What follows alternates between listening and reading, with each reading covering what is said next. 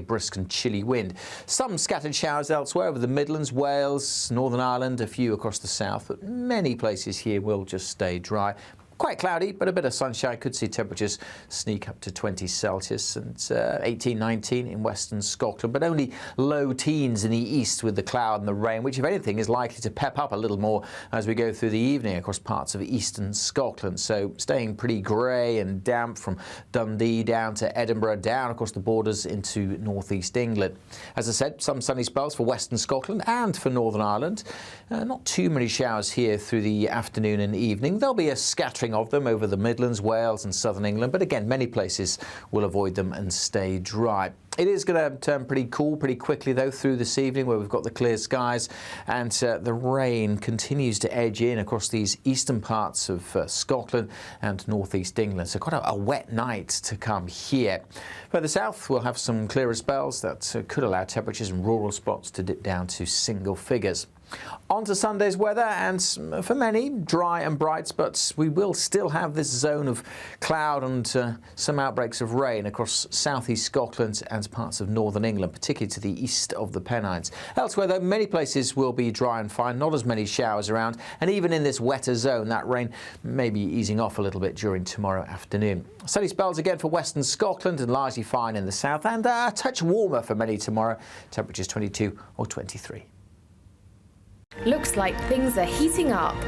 Boxed boilers, sponsors of weather on GB News.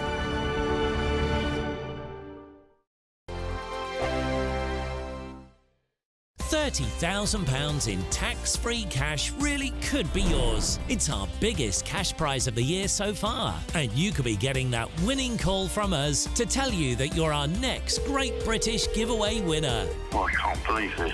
Oh my God, this is amazing. That is absolutely fantastic. We're over the moon. I've never won anything like this in my life. Oh, you shocked me. I never won a penny in my life. If I was there, I'd buy you a drink. For another chance to win £30,000 in tax-free cash, text cash to 63232. Text costs £2 plus one standard network rate message. You can enter online at gbnews.com/win. Entries cost £2, or post your name and number to GB07 PO Box 8690 Derby DE1 9TT. UK only. Entrance must be 18 or over. Lines close at 5 p.m. on the 30th of August. Please check the closing time if listening or watching on demand. Good luck. Good afternoon, Britain. Weekdays from midday. Now, time for the best part of the show, our Greatest Britain, where we share amazing people who do amazing things. And this week, that is Dr. Leo Cheng and Reverend Hilary Cheng.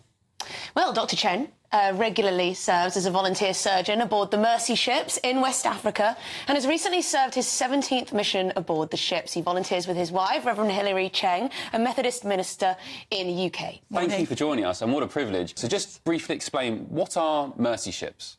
Well, Mercy ship provide world-class surgery on the ship, and the ship then sail to these poorest of the poor country because there's no infrastructure to get road or rail there. And we offer free surgery and also education, training of medical staff, and partner with the local or the host nation to build up their surgical and anaesthetic services. So how long have you been travelling West Africa? You go on all these different ships, different ports, and you treat the needy and the vulnerable. How long have you both been doing this? 20 years. 20 years? Just over 20 years. And you take the time to do this out of your own holiday from work. Why do you do it? Well, because I'm indebted to the education in this country with all the qualification I get.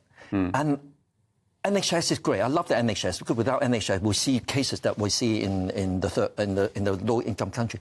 And I want to make use of my hand to help those people who have no way of helping themselves. Because the tumours, the deformities, not just a physical ailment, but it's being ostracised and die early, commit suicide because they've been ostracised by their family. When you're on the ship, you are seeing the very worst that the country can offer. I find it a great privilege to work alongside these people. GB News, the People's Channel.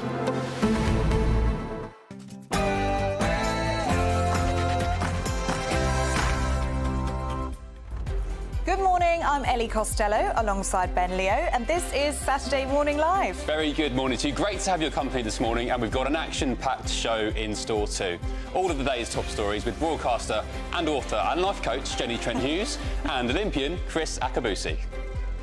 The big question of the weekend, is it coming home? Well, the Three Lions have, of course, made it to the Euros finals as they take on Spain tomorrow in Berlin. We're going to be going live to Germany ahead of the big match. And we'll meet this week's Greatest Britain, a volunteer at a charity which helps members of the construction industry and their families across the country in their hour of need.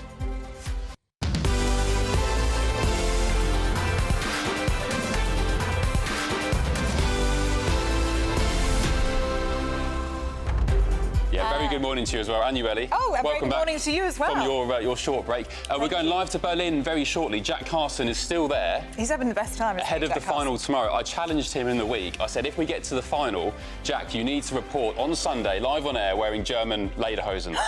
And he said yes. So there we go.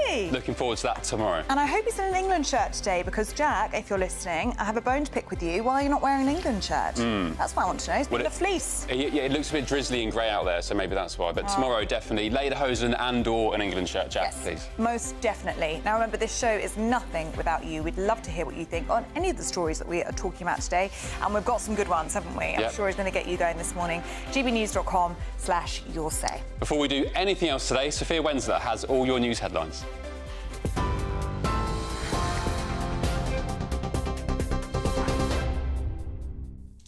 Ben, thank you. Good morning from the GB Newsroom. At just after 10 o'clock, your top story this hour. A 24-year-old man has now been arrested in connection with the investigation into human remains found in 2 suitcases near Clifton Suspension Bridge. Armed police detain the man at Bristol Templemead Station, and he'll be taken to London for questioning later. It follows a manhunt in the wake of the discovery of body parts, but police are now not looking for anyone else in connection with the incident. Investigators believe the remains found at an address in Shepherd's Bush are linked to those found in 2 suitcases in Bristol on Wednesday. In the US, President Joe Biden has confirmed he's going to stay as a Democratic candidate for the upcoming election. It comes as top Democratic donors have threatened to withhold around £70 million of campaign funds if Joe Biden isn't replaced as candidate after more blunders at the NATO summit. Speaking at a campaign rally in Detroit, Mr. Biden told his supporters that not only will he run, but he will also win the presidency once again. You probably noticed there's a lot of speculation lately. What's Joe Biden going to do? Is he going to stay in the race? Is he going to drop out? Here's my answer. I am running, and we're going to win. I'm not going to change that.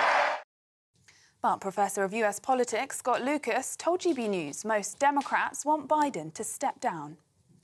Some Democrat donors have already said they will not provide money to the campaign until the situation is resolved. In other words, until Biden steps down. You've mentioned those that have now said that they are planning to do so, but the Democrats are already losing some funds. And I think what you're going to see this weekend is, there's going to be a review by those high up in the Democratic Party of where they are in the financial situation. They're going to review the polling, which actually shows that Biden and Trump are still running neck to neck, but that a majority of Democrats do want Biden to step aside, and they're going to look at Biden's performance. Meanwhile, Elon Musk has reportedly donated to a political group working to elect Donald Trump as president. According to Bloomberg, the amount was not known, but it was a sizable amount given to a group called America PAC. The Tesla founder, Mr. Musk, has not responded to these reports. Meanwhile, Biden campaign spokesman James Singer has accused Musk of knowing Trump is a sucker who will sell America out, cutting his taxes while raising taxes on the middle class. Alec Baldwin's manslaughter case has been dismissed by a judge nearly 3 years on from the death of Helena Hutchins on the set of the Western film Rust in New Mexico. The cinematographer Helena was shot with a revolver that Mr. Baldwin was using in rehearsals in 2021. The trial collapsed 3 days into Baldwin's trial in Santa Fe. It is the second time the case against the actor has been dismissed, and he will not be tried again. Mr. Baldwin broke down in tears as a New Mexico judge dismissed the involuntary manslaughter case against him. The sanction of dismissal is the only warranted remedy. The jury has been sworn, jeopardy has attached, and a mistrial would not be based upon manifest necessity. Further, the sanction of dismissal is warranted in this case. England manager Gareth Southgate has admitted he wants England to win so much on Sunday it hurts as they face Spain in the Euros 2024 showdown. They've reached the tournament's final for the second time in a row after being beaten by Italy on penalties at Wembley in 2021. Ahead of tomorrow's match, the King has asked the England squad to alleviate the blood pressure of the nation by avoiding any late drama in the final. And former UK Prime Ministers Boris Johnson and Tony Blair are among some of the famous faces arriving in Mumbai for the wedding of Anant Ambani, the son of Asia's richest man. The extravagant four-day ceremony will round off a string of elaborate parties the Ambani family has hosted since March to celebrate the marriage. Anant Ambani is the son of Reliance Industries chairman Mukesh Ambani. Those are the latest GB News headlines for now. I'm Sophia Wensler, more in half an hour. For the very latest GB News direct to your smartphone, sign up to News Alerts by scanning the QR code or go to gbnews.com/alerts.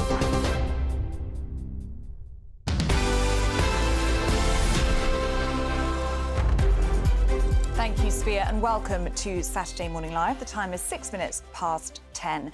Now, in the past hour, a 24-year-old man has been arrested after remains were found in 2 suitcases in Bristol and a flat in West London. Yeah, so there had been a manhunt in the wake of the discovery of body parts, but police are now not looking for anyone else in connection with the incident. Well, investigators believe that the remains found at an address in Shepherd's Bush are linked to those found in 2 suitcases dumped near Clifton Suspension Bridge on Wednesday. OK, we're joined now by former Scotland Yard detective Peter Bleksley. Good morning, Peter. Thanks for joining us this morning. What do we know about the facts of this case as of this morning? Well, to experienced observers of crime and policing matters, it was only a matter of time before arrests were going to be made. Because in the modern age, major crimes are solved through, generally speaking, one or a combination of 3 things. Number 1, CCTV. Number 2, forensic evidence. And number 3, mobile phone records. And right from the very early stages of this case, we knew there was substantial CCTV and there would, of course, be substantial forensic evidence.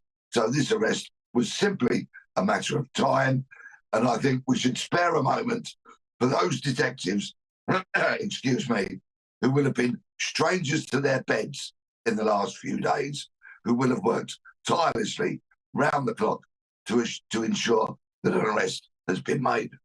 Yes, rightly said, Peter. Those detectives working so quickly to arrest that suspect. And you also want to think about the families as well, don't you, in this? And the families of all the cases that we've been covering this week. It has been a particularly dark week, hasn't it, Peter? We've got these bodies found in suitcases, those 3 women killed in a crossbow attack this week, a newborn baby yesterday found dead in a bin. It does feel like you despair for the state of our world. And a man shot dead in Peckham in southeast London this week, other murders. And you are right, and I thank you so much for mentioning victims' families. People this week who have been so deeply traumatised and will bear the emotional scars for the rest of their lives because of what has happened to their loved ones. And deep within this malaise of bloodshed and hurt, I fear, is men committing acts of violence. And we have a problem with men. Now, I'm not saying, of course, all men. That would be, quite frankly, ludicrous. But if we look potentially back on these cases, some months when they have been solved, and other cases, aside from this week, there is a plague of violence being committed by men. And quite frankly, we need to come together to address this because there is too much hurt, too much bloodshed and too much murder. Yes, Peter, of course, we had the horrific details of Holly Willoughby's kidnap, rape and torture case. Gavin Plum, I mean, you know, a monster. I mean, you can't describe him in any other way. What is it about men and the culture at the moment which you think is concerning? Is it social media? Is it a lack of guidance from role models? Is it a lack of fathers in the household? What's your take on it? I think it could be a combination of all those things. And it may be a lowering, generally speaking, of standards, which my mother held me to when I was a young man. Babies are being born who are turning into boys who are becoming monsters when they are men. Something needs to break that chain. There is far too much violence, abuse, and dreadful acts going on against women. And I come across young women every day of the week. I bump into them during my working life. And I am endlessly being told stories of harassment on public transport, harassment and assaults in the street, and worse. And when I say to these women, have you reported this to the police? Unfortunately, all too often, the reply is, what's the point? Because they don't feel they will get a thorough investigation. Well, there is a point, and anybody who is subject to abuse or assault, I urge them, please, to report it to the police, because only by the police understanding the scale of the problem may they then be able to start to get a grip of the problem. Yeah, really important message. Thank you, Peter Bexley. Really good to see you. Thank you. Yeah, I mean, sorry to bang on about my kids all the time. I do love them, but it's a worry as a dad of 2 young kids. I think a lot of it, I mean, tell us what you think on your say, gbnews.com/your say. I think a lot of it is down to the rise of online porn. Really? Personally, yeah. I mean, it's so accessible for especially young kids, 10, 11, 12, 13-year-olds viewing content which, you know, is extreme and also in previous generations wouldn't have been so easily accessible to them. So that's just my take on it. It's a worry because as a dad, you wonder when your kids go to school and they get mobile phones, are they going to be sharing this kind of content? And what can they access? Yeah, Let's bring in our panel on that one because I can see you both nodding along. Chris Akabusi and Jenny Trent-Hughes, really good to have you with us today. Chris, let's start with you. What are your thoughts? So I think actually it is a tilt towards what I call the defenestration of masculinity. The facts are, as far as I see it, society does not allow a man to raise his voice in the home. And the Jesuits used to say, give me the child and I give you the man. For the child is the father of the man. A very masculine way of presenting, but yeah, the child is the parent of the adult. Now, when you're that young and dad says, and I won't raise my voice, but he says no, really severely no, the young male sees, dad has all of this power, but restricts it, keeps it harnessed, and only utilises it in extreme moments. But what we have, as far as I'm concerned, is young men growing up without seeing that role model of dad saying no, so that when he gets to 16, 24, and his masculinity rises, he's never been taught how to bridle it. He's never been taught how to keep it in check. He's never been taught the difference, and I do think there's a difference between the male and the female, and that you know, you don't lay hands on a woman. Hopefully you never see that models, you know, your dad laying hands on his wife. And so I do think that, you know, there's a very thin veneer of civility in our society, and unless it's role modelled when you're very, very young, that young person who all of a sudden gets so strong never understands how to hold him. Jenny, fatherless homes, and sometimes online it's become a meme, fatherless behaviour, they've called it. Do you think having a male role model at home is anything to do with... Can we just scrap everything else and just talk about this for the next 2 hours, please? Because I don't even know where to start. There was a big study done years ago where they tried to figure out what was it that made people go off the rails. Is it not having fathers? Is it living in a city? Is it not having money? And they found that the most important thing is low SEI. SEI is self-esteem index. and that actually, if you work on a child's self-esteem, then they will grow into a more confident adult, etc. We are living in a world of this us and them business, which really has got to stop. It is incredibly... Us and them in terms of who? Us and them in relationship to men, women. Right. Men are awful, men are horrible, and women need to be protected from men.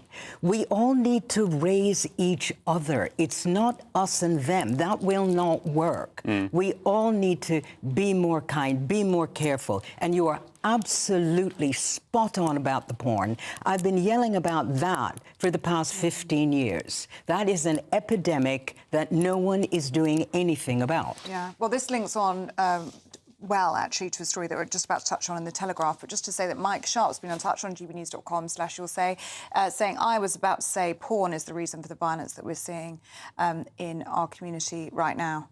And Nathaniel just says, finally, a wise voice to the two of you.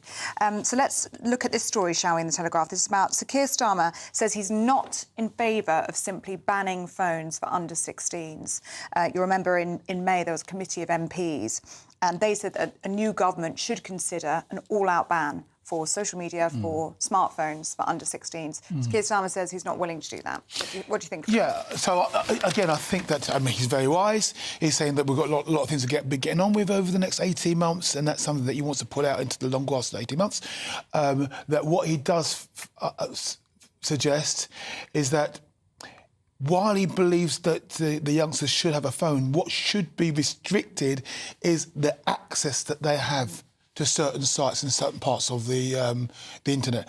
And I've not really thought about that. I've been very liberal with my children. Both my children had phones once they turned juniors, and I've not put blocks and stuff on it. And I'm probably wrong in not doing that, but it's too late now. Why can't they just have, Jenny, what we'd call bricks? The old sort of Nokia 3310s that I used to, roam around with Snake, no access to the internet. I mean, I'd be just happy make with a it. phone call on. Well, but first of all, there's two things. Think about buildings that you go into where the phones do not work. So that's the first thing. Most buildings, especially schools, can put blocks on the system so that you cannot access the Wi-Fi. So that's the first, that's the first thing.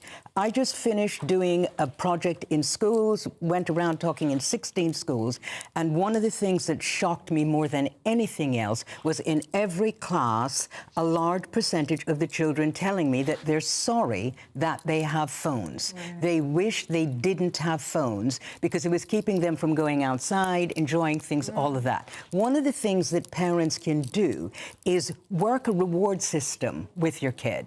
So say, OK, no phone. For every day that you don't use your phone, you give me your phone, I keep it, whatever, you will get, and then you have reward points. So you're giving them, freedom to do this, freedom to do that, whatever, so that they're earning the right to use the phone. I mean, the internet is the greatest and potentially the worst thing to ever happen to humanity, isn't it? The doors it's opened, the available access, readily available, trove of information and education, but yet such a dark... But we're the first generation, we are the last generation so that are going to be alive that will remember the world pre. And one of the things about not stopping our youngsters from being accessed is because they are the digital natives who are going to take it to another exponential level. So we can't restrict them from the internet and artificial intelligence because we'd almost be restricting the inventions of the future. So it is, like you've said... It's getting them to choose not to be obsessed with it. So it's not preventing them from doing it, it's getting them not to want to do it. Well, it's a good point about being that I was, I think, the last generation where, before the internet came in, I caught the sort of start of it when I was 11, 12, 13. And I remember it was magical back then. I remember when you couldn't find your friends, you'd have to go down the park. Are they there? No. Go down to the beach. Are they there? No. You'd have to call the landline. You remember the number off the top of your head? It was good fun. It was magic. Yeah, dial-up internet, all of that. Loads of you getting in touch on this. Michael Carr says, the worst thing to ever happen in this world is social media. We never had these horrendous problems when we did not not had this poisonous thing. Duncan says, Ben, I agree, smartphones need to be banned for minors. Obviously, I couldn't rent a horror movie from Blockbusters before I was 18, and now we are giving full handheld access to children, and it's poisoning their mind. When did we stop protecting our children? Well, do keep those views coming in. gbnews.com/yoursay. Those were the days, Blockbusters. Right, some breaking news for you now. Some good news as well. Kensington Palace has confirmed that the Princess of Wales, Kate Middleton, will attend the Wimbledon men's final on Sunday, tomorrow, to present the trophy to the winner. Oh, well, that is lovely news. It's nice to have something to smile about, isn't it? What do you two make of that news? That is fabulous. Yeah. You know, we haven't seen her that often. And to see Since her, June now, trooping the colour. Yeah, no, that'll be really lovely to see her put some fears to rest. You know that she's here, she's alive, she's a kicking, she's vibrant, and hopefully she's really looks glorious, looks fantastic. Oh, I'm sure she will, and we know how much she loves the tennis as well. And she wouldn't want to miss this. Especially if Alcaraz wins, that's going to make it even nicer. Just say. Who do you want to win, Alcaraz or Djokovic? Oh, I've got no doubt, Djokovic, me. Djokovic? Alcaraz. He's been having his fights with the fans, hasn't he, Djokovic? You know, kind of having a go at him for booing him and playing the violins. I love Djokovic. No, I love Djokovic. Alcaraz. I mean, he's standing up for what he believes in. Yeah. And, he's not afraid to lay it on the line and say, hey, guys, I'm doing my best. You might not like me, but I'm still winning. Oh. Get it on. Well, it's going to be a great day tomorrow, isn't it? Yes. England match, I'm all ready. Wimbledon, and now the Princess of Wales. Lots to look forward to, and we need it, don't we, in this bleak world that we're living in at the moment. That's why I love sports so much. It's a nice escape, sport. Yeah, you're right, actually. That's why I love Escapism, isn't it? Thank you both. Miss you. Back shortly. Catch up in the next hour. Coming up, we'll be talking all things football with former England manager and footballing legend Sam Allardyce. But up next, what's Joe Biden done now? Well, stay tuned for his latest presidential gaffes next.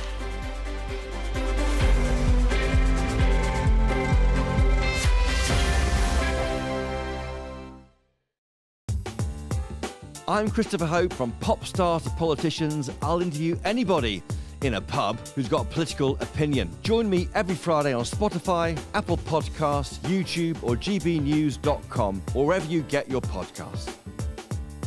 This is GB News, the People's Channel. In the GB Newsroom, we bring you the news as it happens. With our team of dedicated journalists across the UK, GB News brings you accurate reporting of the day's topical agenda. When the news breaks, wherever and whenever it's happening, we'll be there. This is GB News. The People's Channel, Britain's news channel. GB News Breakfast. Every day from 6 a.m. Meghan Markle has reportedly finished filming her new show for Netflix. It aims to celebrate the joys of cooking, gardening, entertaining and friendship. Yeah, this comes after Prince Harry's Netflix documentary, The Heart of Invictus, failed to hit the right note with viewers missing out on the top 10 in the streaming charts. So, will this next venture be a success? Well, joining us now is royal commentator Kinsey Schofield. I know I've talked to the both of you about Meghan Markle potentially running for president, so this feels like a bit of a dud to go from Meghan Markle running for president to Meghan Markle's Netflix series about friendship and cooking. So she's wrapped this recent show. They rented a home near hers in Montecito, so that as their cooking set. And they're saying that this is really make or break for Harry and Meghan when it comes to their Netflix contract. Do you think, Kinsey, it's fair to say that Meghan Markle has proved to be commercially a bit of a damp squib? Even in America, her native homeland, she's kind of Oprah without the audience when it comes to the cooking. Also, is she kind of, do you think... They saw her as the golden ticket, didn't they, to unlimited revenue, unlimited audiences, and it just hasn't happened. Look, I think Meghan is a beautiful woman, and I do think she's talented, but I think how you treat people is incredibly important.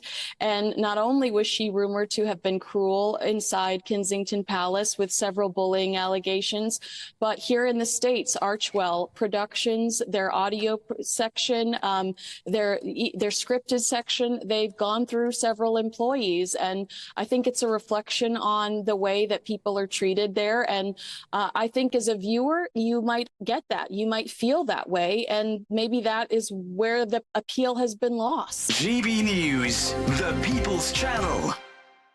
We're proud to be GB News, the People's Channel, and as you know, we always love to hear your views. Now, there's a new way of getting in touch with us at gbnews.com/your-say. By commenting, you can be part of a live conversation and join our GB News community. You can even talk to me, Bev Turner, or any of the members of the GB News family.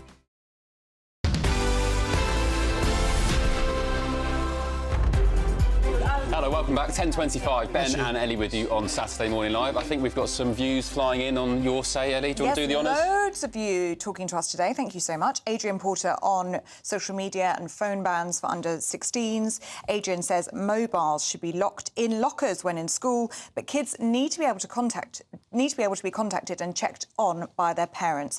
But we should be able to block certain websites. But hang on, how did we survive? I mean, how did I survive in high school?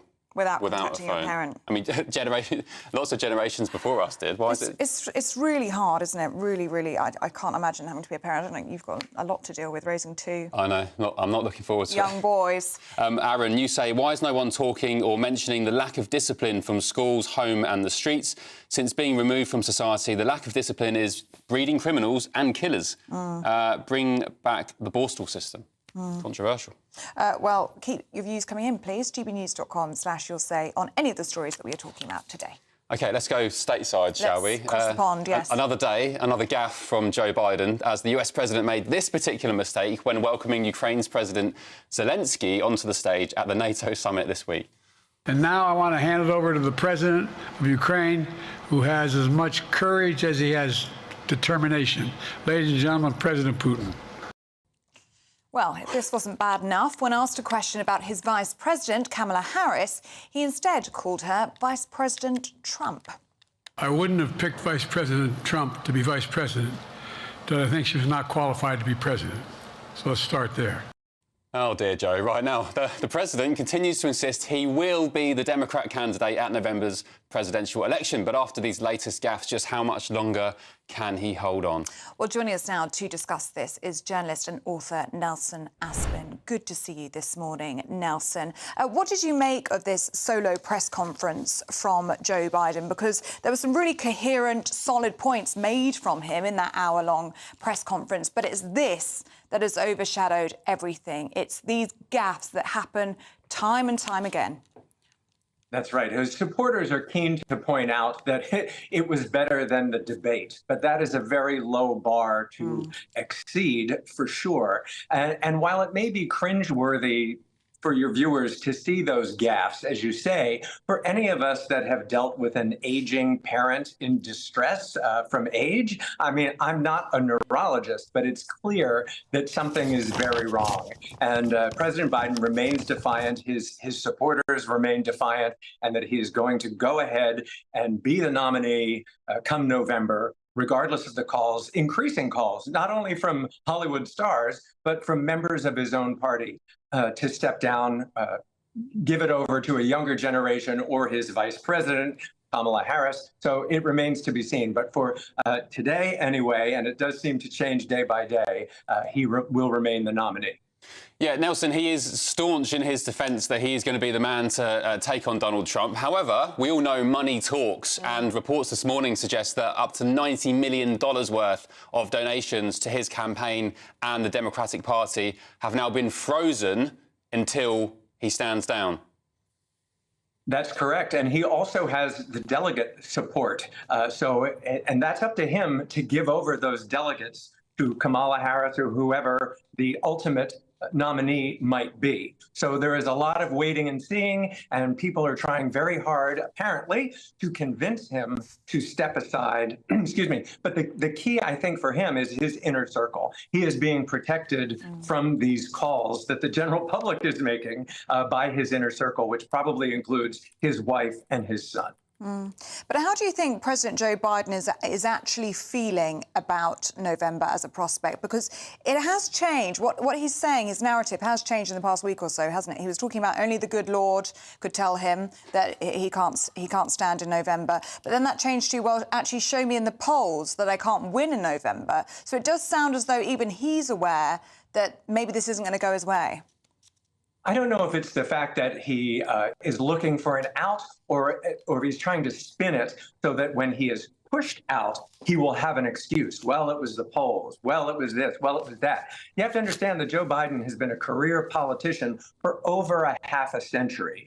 There's an ego that goes along with that. And while he may seem like a kindly grandfather, the point is he has worked very hard over the course of 50 years to get into this position. And I don't think he or his inner circle are willing to let go of it. So he's going to remain defiant until the last possible moment. And his party seems to be acquiescing to that and saying, well, what are we going to do? We're stuck with him till November. And if there's a path to victory, we'll find it. It certainly doesn't look likely at the moment. Yeah, Nelson, some would argue that's a pretty selfish move on his behalf. When you know you're struggling, mentally, are you really the best man to lead the free world? What do you make briefly of Sir Keir Starmer, our new Prime Minister? He said after meeting Joe Biden in Washington on Tuesday that he was in great form. He's not senile. There's nothing wrong with him. And then, unfortunately for Sir Keir Starmer, these gaffes then followed in the 24 hours afterwards. It kind of puts his judgment into question, do you think? Well, he's new to the job. I think he's got to make a good impression on the global stage. But as my mother used to say, you can't get in trouble with your mouth shut. I think everybody should just sort of sit back. They're not going to be able to influence Joe Biden at this stage of the game. You guys have problems of your own, just as we do. He should probably worry about the home front, not worry about Joe Biden, because we can't do anything. He's not going to be able to either. OK, Nelson Aspin, good to see you this morning. Thank you so much for your time. And Gillian Powell's just been in touch saying these are not gaffes. A gaffe is something that someone who is compos mentis can make. These are symptoms of severe cognitive decline or dementia. Another symptom is not realising his own decline. So, of course, he wants to stay on to continue. What is even more sinister is the crowds cheering him to stay on. Yeah, and I guess that's where the criticism of his family and inner circle comes, because if he is struggling, then it's down to them to kind of, it's argued, to rein him in. But anyway, we see what happens in November. It's going to be an exciting couple of months. It certainly is. Do keep your views coming in on any of the stories that we are talking about today. Up next, we're going to be talking, of course, about the football with former England manager and footballing legend Sam Allardyce. That's next. Morning, time for your latest weather update from the Met Office here on GB News. Most of us will notice the cool feel again this weekend. Quite a few showers around today. Tomorrow for most, though, does look dry and bright. And even today there will be some sunshine, generally a fine day in western Scotland. It's further east where it's going to be pretty glum, dull and damp on these eastern coasts from the borders down to Norfolk. Rain and drizzle on and off and a fairly brisk and chilly wind. Some scattered showers elsewhere over the Midlands, Wales, Northern Ireland, a few across the south, but many places here will just stay dry. Quite cloudy, but a bit of sunshine. Could see temperatures sneak up to 20 Celsius and 18, 19 in western Scotland, but only low teens in the east with the cloud and the rain, which, if anything, is likely to pep up a little more as we go through the evening across parts of eastern Scotland. So staying pretty grey and damp from Dundee down to Edinburgh, down across the borders into northeast England. As I said, some sunny spells for western Scotland and for Northern Ireland. Not too many showers here through the afternoon and evening. There'll be a scattering of them over the Midlands, Wales and southern England, but again, many places will avoid them and stay dry. It is going to turn pretty cool pretty quickly, though, through this evening where we've got the clear skies and the rain continues to edge in across these eastern parts of Scotland and northeast England. So quite a wet night to come here. Further south, we'll have some clearer spells that could allow temperatures in rural spots to dip down to single figures. On to Sunday's weather, and for many, dry and bright, but we will still have this zone of cloud and some outbreaks of rain across southeast Scotland and parts of northern England, particularly to the east of the Pennines. Elsewhere, though, many places will be dry and fine, not as many showers around, and even in this wetter zone, that rain may be easing off a little bit during tomorrow afternoon. Sunny spells again for western Scotland and largely fine in the south, and a touch warmer for many tomorrow, temperatures 22 or 23. Are the newspapers getting you down? My wife didn't divorce me that month. Struggling to separate the wheat from the chaff? I know that it's a bit of a circus at the best of times.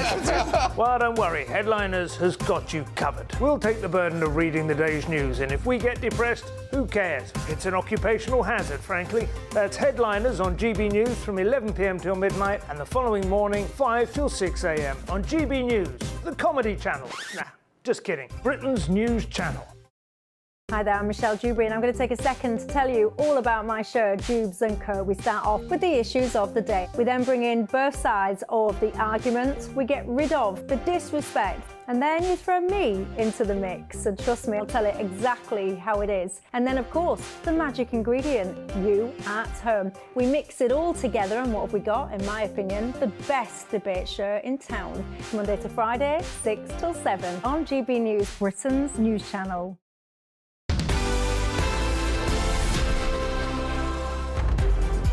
Welcome back to Saturday Morning Live. There is one big question on everyone's lips this weekend, isn't there? Is it coming home? Is it finally coming home? Yes, the Three Lions will take on Spain tomorrow night in Berlin. Of course, it's the final of the Euros 2024. Manager Gareth Southgate has said his players need to be tactically perfect if we're to beat the Spanish team, who impressively overcame France in their semi-final. That's a lot of pressure, isn't it? But of course, the excitement is growing, and we are delighted to be joined now by former England manager and footballing legend, Big Sam Allardyce. How are you feeling about tomorrow, Sam?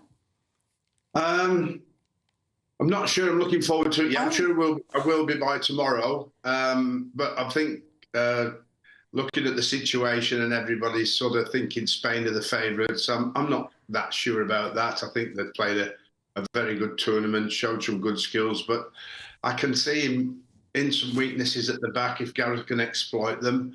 And, of course, he has said that the players have to be tactically aware and on top of the game for this one. Of course, I also believe that Gareth has to be the same when it comes to how the situation is panning out and when he needs to change the tactics or make his substitutions. So they've worked in the last couple of games particularly well, and they obviously will need to work very well, I think, on Sunday. Yeah, Sam, I was going to mention that, actually. You know, it's all very well with Gareth saying the players need to be on their game, but also, you know, the manager does as well. And it's been argued we've had a fairly lucky run to the final. We had 2 draws in the group stage, a Jude Bellingham wonder goal to save us against Slovakia, a penalty that maybe wasn't deserved against the Netherlands, and now we're in the final. Anything can happen in a final, of course. But what do you make of all the stick Southgate's been getting up until now? Well, it's never going to change when you're in that position, believe you me. I mean, no matter what you do, somebody's always looking at the critical side in terms of giving you some criticism. But I mean, I think he stood up to it really well. I think the players have stood up to it really well.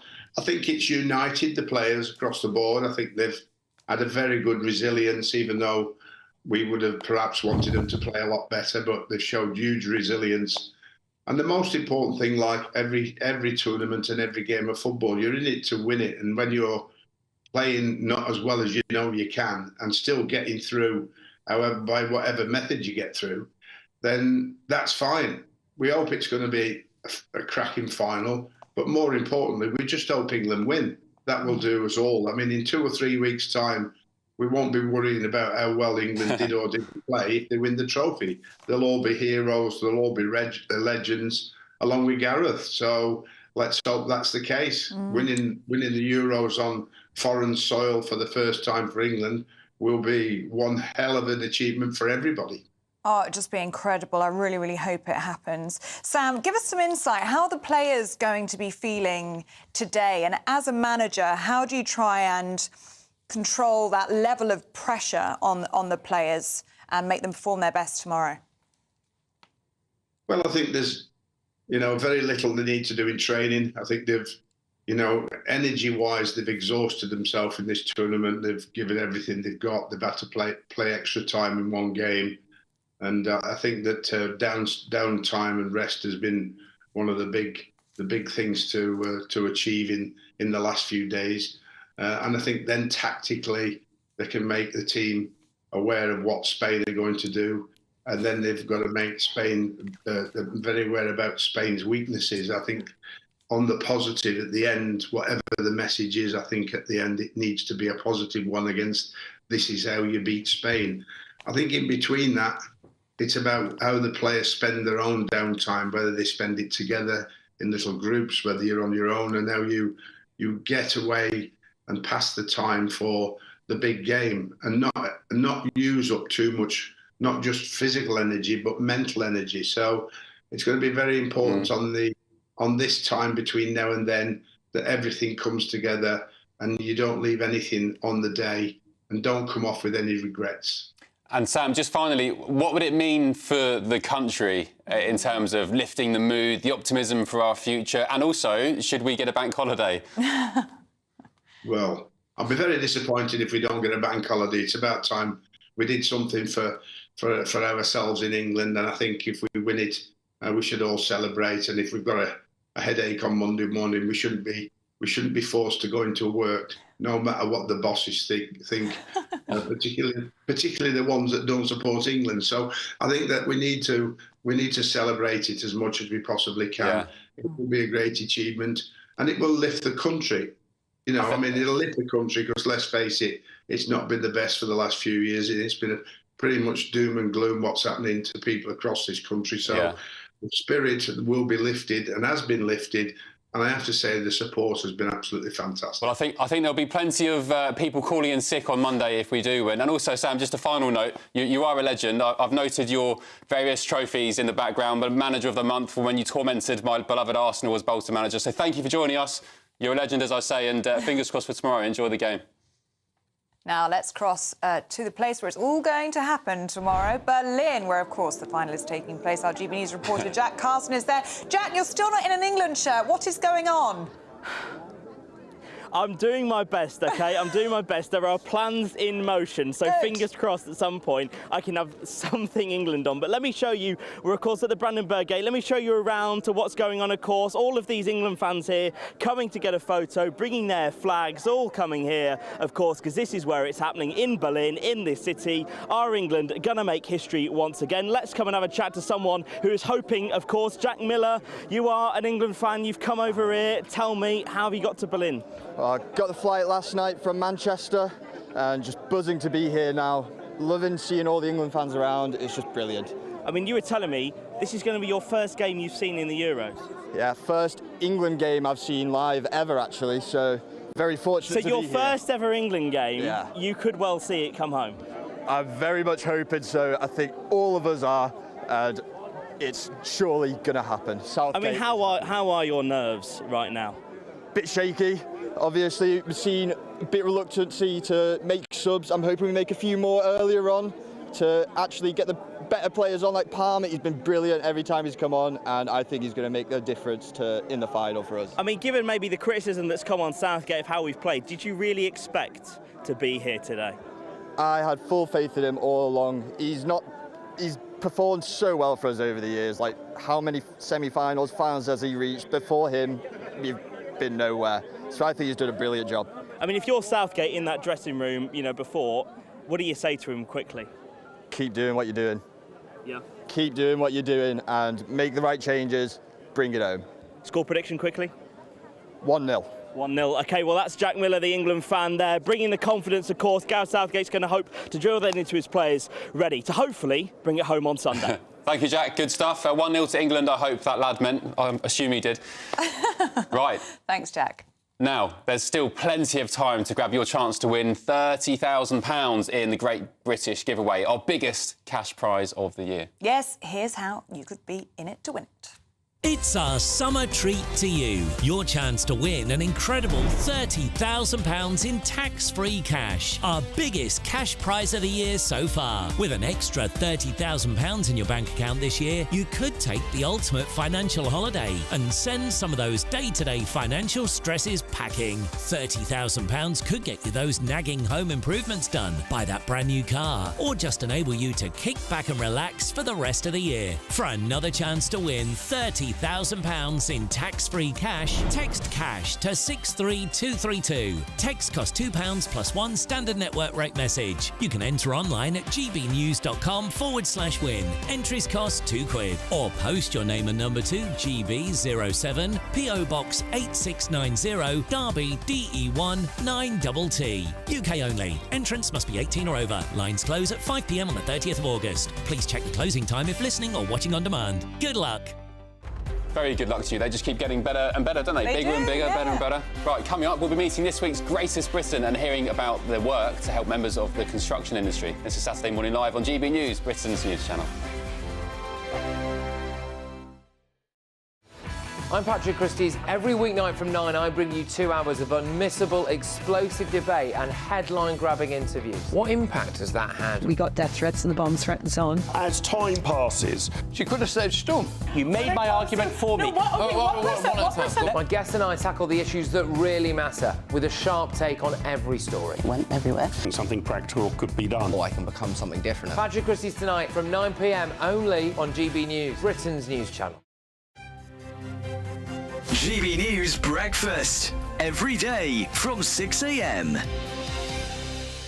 Question is... Should our museums stay free for everyone and anyone, or should we be charging our tourists? So many of the artefacts are from around the world, stolen actually. I think it's almost to add insult to injury to ask people to pay to see the artefacts that were taken without their permission. One of the things that the museum set itself up for is a kind of World Heritage where you can see the stuff they took from your country free of charge, because the British state's willing to do that. Is one of the reasons why we hold on to many of the artefacts from around the world instead of giving them back. I mean, that's a noble argument, Wayman, but none of the other countries in the world that also contain artefacts from all over the world indulge in that, do they? We still have to pay to see anything that's come from the UK that might be overseas? No, but the absolute truth is that we've stolen a lot more over many more years than anybody else, because we're a very, very, we had a very, very big empire, and during that time, taking things from other countries without their permission. And I think our wonderful country, the United Kingdom, is the cradle of modern civilization, not of the ancient world, but of the modern world. You know, for centuries, we've contributed things to the world, which has spread out around the world, and the influence that we've put upon countries around the globe has been massively significant. I think it's a privilege for people to be able to come to this country and track the history of our country through our museums. I can't understand why they've ever been free. The upkeep of museums runs into hundreds of millions of pounds a year. Somebody's got to maintain them and keep them good. Somebody's got to go around the world and collect the artifacts which are in our museums. And I've always had the adage in life, if something is free, it's probably not worth having. The People's Channel. Are the newspapers getting you down? My wife didn't divorce me that month. Struggling to separate the wheat from the chaff? I know that it's a bit of a circus at the best of times. Well, don't worry, Headliners has got you covered. We'll take the burden of reading the day's news, and if we get depressed, who cares? It's an occupational hazard, frankly. That's Headliners on GB News from 11 p.m. till midnight, and the following morning, 5 till 6 a.m. on GB News, the comedy channel. Nah, just kidding. Britain's news channel.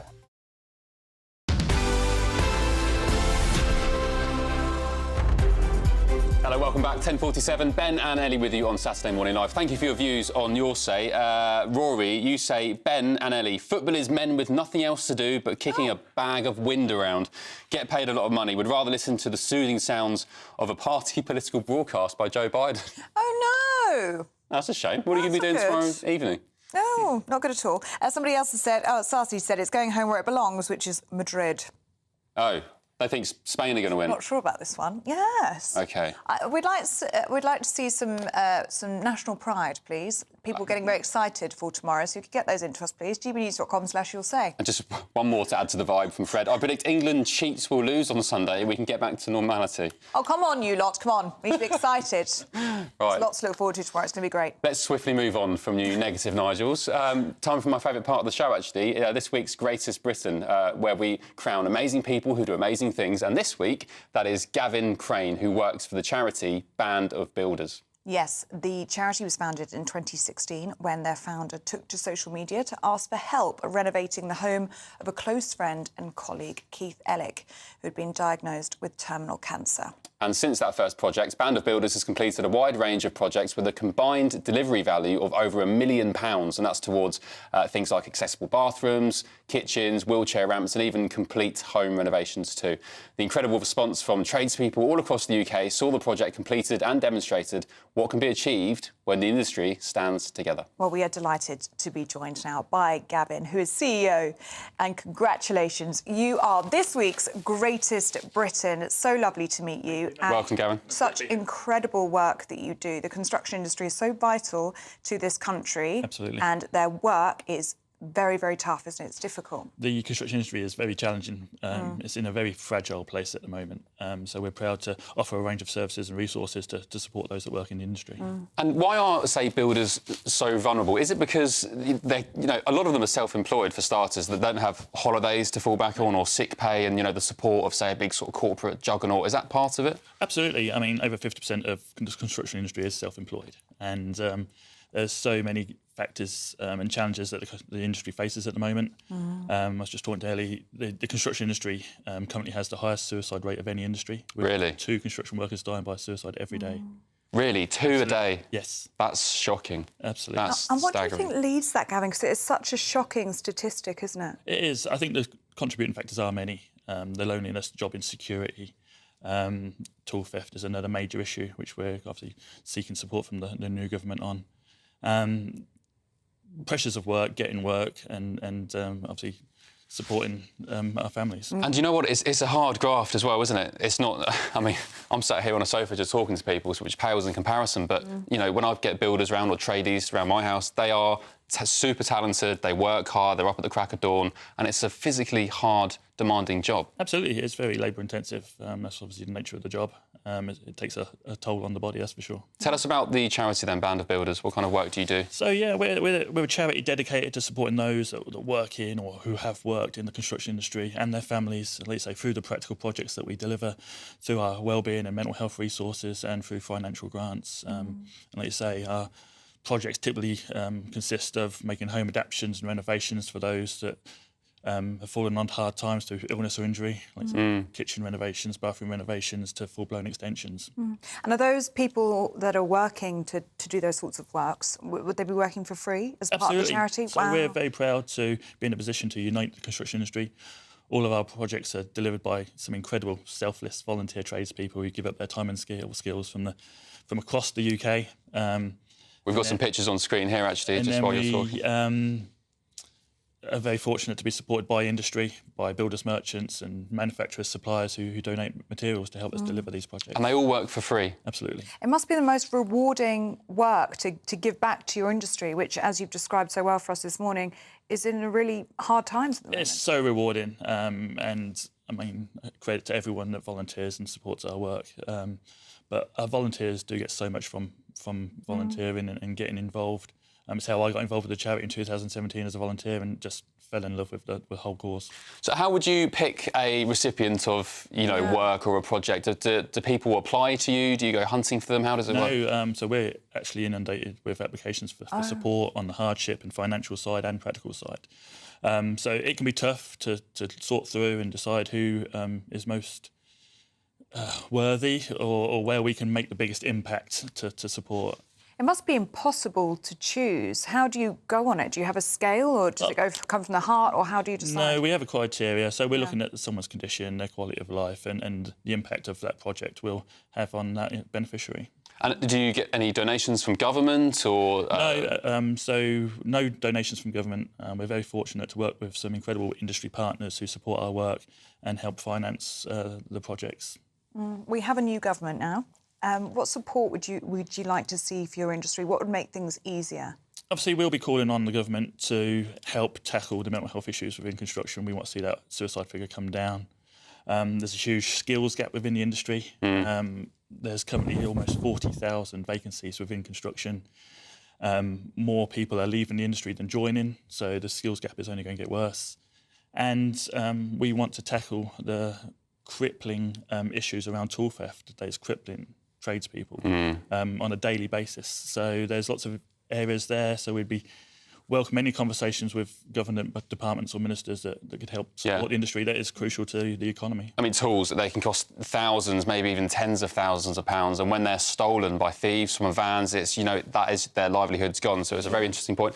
Really shocked about that stat, by the way, 2 a day. I mean, it's shocking. And that's so important to talk about, Gavin, and that's why you are this week's Greatest Britain. And thank you so much for shining a light on your industry and the challenges that so many people in the construction industry have, because it's so important to talk about. Yeah. So many people aren't aware, are they? So, Thanks, Gavin. Thank you so much. It's a pleasure to meet you.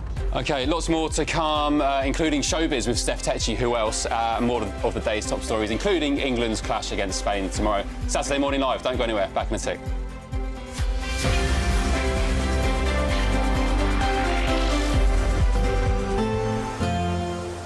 Looks like things are heating up. Boxed boilers, sponsors of weather on GB News. Hello there, welcome to your GB News weather forecast provided by the Met Office. Quite a mixed picture on the cards in terms of our weather this weekend, disappointing for some of us, but a few brighter spells possible, particularly further towards the west where we do have high pressure, keeping things a touch more settled. But for those in the east, it is low pressure in the North Sea that is providing more unsettled conditions. A lot of cloud coming in with this, outbreaks of rain and drizzle. A very dull, damp and dreary Saturday for many of us here. Those brighter spells possible further towards the west, but sunshine still really at a premium for many of us, and that is going to factor in with the temperatures. Very disappointing. 13, 14 degrees Celsius for some of us is well below where we normally expect to be for the middle of July. Might just scrape 19 or 20 degrees across areas of the south and southwest. That area of cloud and rain is going to be quite persistent. Eastern areas of Scotland, very cloudy throughout Saturday, but further towards the Highlands, parts of Argyll and Bute again, seeing the best of some of that sunshine in there. A few showers possible with those bright spells for Northern Ireland. They could be on the sharp side around at times, and as well a few showers also possible for Wales, parts of southern England, perhaps the odd rumble of thunder around in there as well. Those showers tending to ease off as we head into this evening and overnight. And actually for southern areas of Wales and England, the cloud will break up a bit more as well. A few mist and fog patches possible here, but it is going to remain very cloudy, damp and soggy for northern areas of England, southern Scotland, with that rain really persisting, turning heavy at times, maybe some localised flooding issues in one or two places. That cloud, though, will help hold the temperatures up. Most of us in double-digit figures overnight, might just drop into single figures in some rural spots underneath those clearer skies in the south. And it is here that we'll have the best of the sunshine first thing on Sunday. Not too bad of a start before some of that cloud builds in again, and not too bad in the way of sunshine as well for parts of central Scotland. Again, that sort of Argyll and Bute Highlands area. But the central swathe of the UK is going to see persistent cloud and rain throughout all of Sunday as well. Disappointing once again, unfortunately. Bye-bye. That warm feeling inside from Boxed Boilers, sponsors of weather on GB News. It's our summer treat to you. Your chance to win an incredible £30,000 in tax-free cash. Our biggest cash prize of the year so far. With an extra £30,000 in your bank account this year, you could take the ultimate financial holiday and send some of those day-to-day financial stresses packing. £30,000 could get you those nagging home improvements done, buy that brand new car, or just enable you to kick back and relax for the rest of the year. For another chance to win £30,000 in tax-free cash, text cash to 63232. Text costs £2 plus one standard network rate message. You can enter online at gbnews.com/win. Entries cost £2, or post your name and number to GB07 PO Box 8690 Derby DE1 9TT. UK only. Entrance must be 18 or over. Lines close at 5 p.m. on the 30th of August. Please check the closing time if listening or watching on demand. Good luck. I'm Christopher Hope. From pop stars to politicians, I'll interview anybody in a pub who's got a political opinion. Join me every Friday on Spotify, Apple Podcasts, YouTube or gbnews.com, or wherever you get your podcasts. This is GB News, the People's Channel. In the GB Newsroom, we bring you the news as it happens. With our team of dedicated journalists across the UK, GB News brings you accurate reporting of the day's topical agenda. When the news breaks, wherever and whenever it's happening, we'll be there.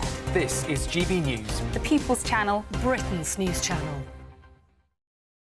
We're proud to be GB News, the People's Channel. And as you know, we always love to hear your views. Now, there's a new way of getting in touch with us at gbnews.com/your-say. By commenting, you can be part of a live conversation and join our GB News community. You can even talk to me, Bev Turner, or any of the members of the GB News family. Join me, Nana Okoye, for an informative, interactive news programme with a difference. It's fun. It's true. You're not wrong. No one will be cancelled. Lovely. Join me from 3 p.m. every weekend, only on GB News, Britain's news channel. I'm Stephen Dixon, and thanks for joining us on GB News, Britain's news channel.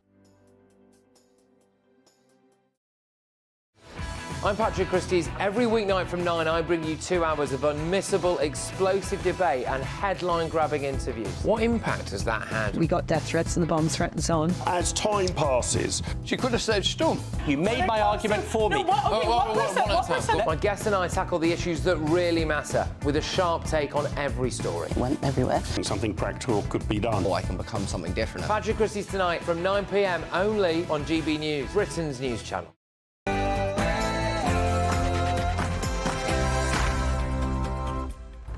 Good morning, I'm Ellie Costello alongside Ben Leo, and this is Saturday Morning Live. Very good morning to you. Great to have your company this morning, and we've got an action-packed show in store. All of the day's top stories with broadcaster, author and life coach Jenny Trent-Hughes and the Olympian Chris Akabusi. And the big question on everyone's lips this weekend, is it finally coming home? The Three Lions have made it to the Euros finals as they take on Spain tomorrow in Berlin. So, of course, we're going to be going live there ahead of the big match tomorrow. And have you seen this one? We'll be joined by fertility experts to look into the shocking sperm donor scandal shown in the new Netflix series that follows the tale of a Dutchman believed to have fathered hundreds, if not thousands, of children. It is bonkers.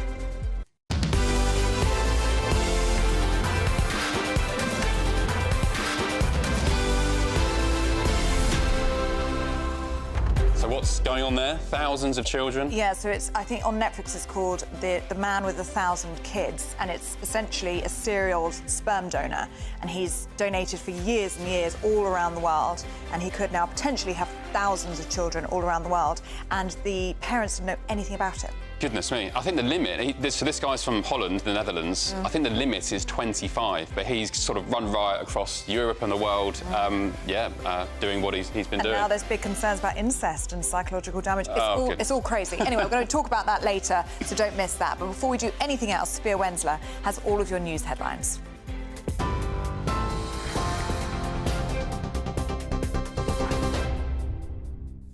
Ellie, Ben, thank you. Good morning. It's 1 minute past 11. I'm Sophia Wensler in the GB newsroom. A 34-year-old man has been arrested in connection with the investigation into human remains found in 2 suitcases near Clifton Suspension Bridge. Armed police detained the man at Bristol Templemead Station, and he'll be taken to London for questioning later. There had been a manhunt in the wake of the discovery of body parts, but police are now not looking for anyone else in connection with the incident. Investigators believe the remains found at an address in Shepherd's Bush are linked to those found in 2 suitcases in Bristol on Wednesday. In the US, President Joe Biden has confirmed he's going to stay as a Democratic candidate for the upcoming election. It comes as top Democratic donors have threatened to withhold around £70 million of campaign funds if Joe Biden isn't replaced as candidate after more blunders at the NATO summit. Speaking at a campaign rally in Detroit, Biden told his supporters that not only will he run, but he will also win the presidency once again. You probably noticed there's a lot of speculation lately. What's Joe Biden going to do? Is he going to stay in the race? Is he going to drop out? Here's my answer. I am running, and we're going to win. I'm not going to change that.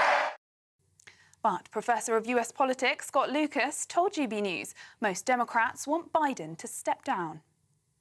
Some Democrat donors have already said they will not provide money to the campaign until the situation is resolved. In other words, until Biden steps down. You've mentioned those that have now said that they are planning to do so, but the Democrats are already losing some funds. And I think what you're going to see this weekend is, there's going to be a review by those high up in the Democratic Party of where they are in the financial situation.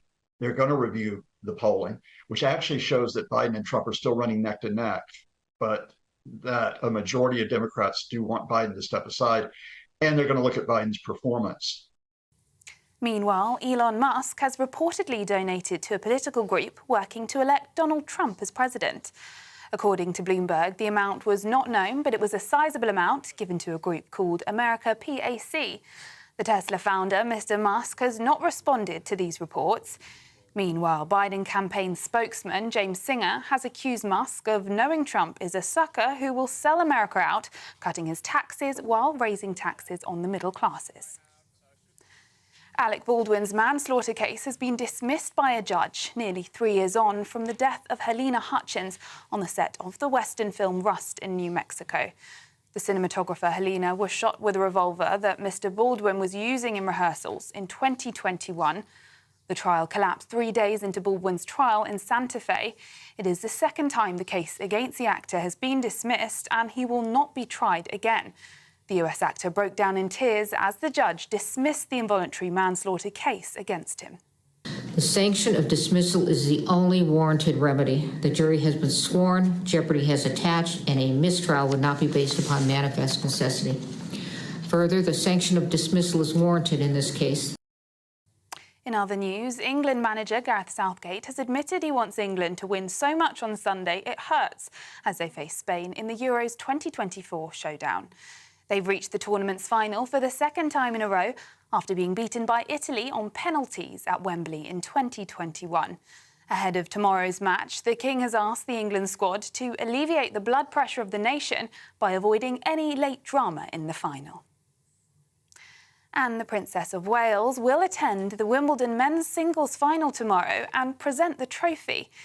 It will be her second public appearance since her cancer diagnosis was announced earlier this year after she attended Trooping the Colour last month. Princess Catherine has been a patron of the All England Lawn Tennis and Croquet Club since 2016. Those are the latest GB News headlines for now. I'm Sophia Wensler, more in half an hour. For the very latest GB News direct to your smartphone, sign up to News Alerts by scanning the QR code or go to gbnews.com/alerts.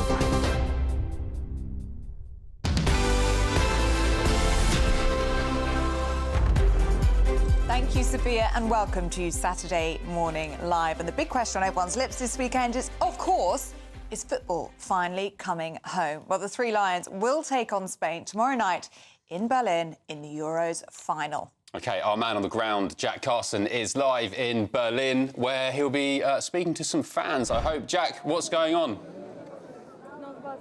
Well, there's so many England fans and Spanish fans here now trying to get a picture in front of the Brandenburg Gate where we are, that you can feel that excitement, feel that anticipation in the air. Let's get the mood on the ground, shall we, with a couple of England fans that have made their way here, Mike and Archie Ballard. Mike, going to come to you first. Tell us the story of your Euros, because it's quite something, isn't it? Yeah, we come out for the first game against Serbia, and we've been going backwards and forwards to England to all 6 of the games so far. And yeah, hopefully they win the last game, the 7th game, and yeah, we're really looking forward to it. I mean, tell us about like what kind of you've had to do. You know, you were telling me about sleeping on like airport floors and things. We've had to get our sleep. We've had many nights where we've had no hotels, and we've gone train from city to city, sleeping on Stansted Airport floor, buses, coaches, taxis to get here. Yeah, it's been absolutely amazing. I mean, all of that effort. How are you feeling now ahead of the final? Got to be honest, the last couple of nights have been a bit sleepless. Yeah, I'm confident. We've got the team to do it. So, yeah, we've got some stars and let's bring it home. I mean, you're here with young man Archie here. Archie, you're 13. I mean, obviously, you know, this must be like one of your first Euros as well. I mean, how's it all been for you? Do you think England can bring it home? Yeah, the nerves are starting to kick in, but I think they can, yeah. I mean, who for you might be the standout man? Who's maybe been your favourite player of the tournament so far? I think it's probably Jude, because he's just been, probably, in my opinion, the player of the tournament. And, yeah, I think he'll bring it home. Yeah? I mean, if you're Gareth Southgate, what do you say to those players in the dressing room before they go out to the final? I think they should go for it, because obviously last Euros we were in the final, we lost, so if they have the experience, they might as well do it. Yeah? Can I put you to a score prediction? 2-1.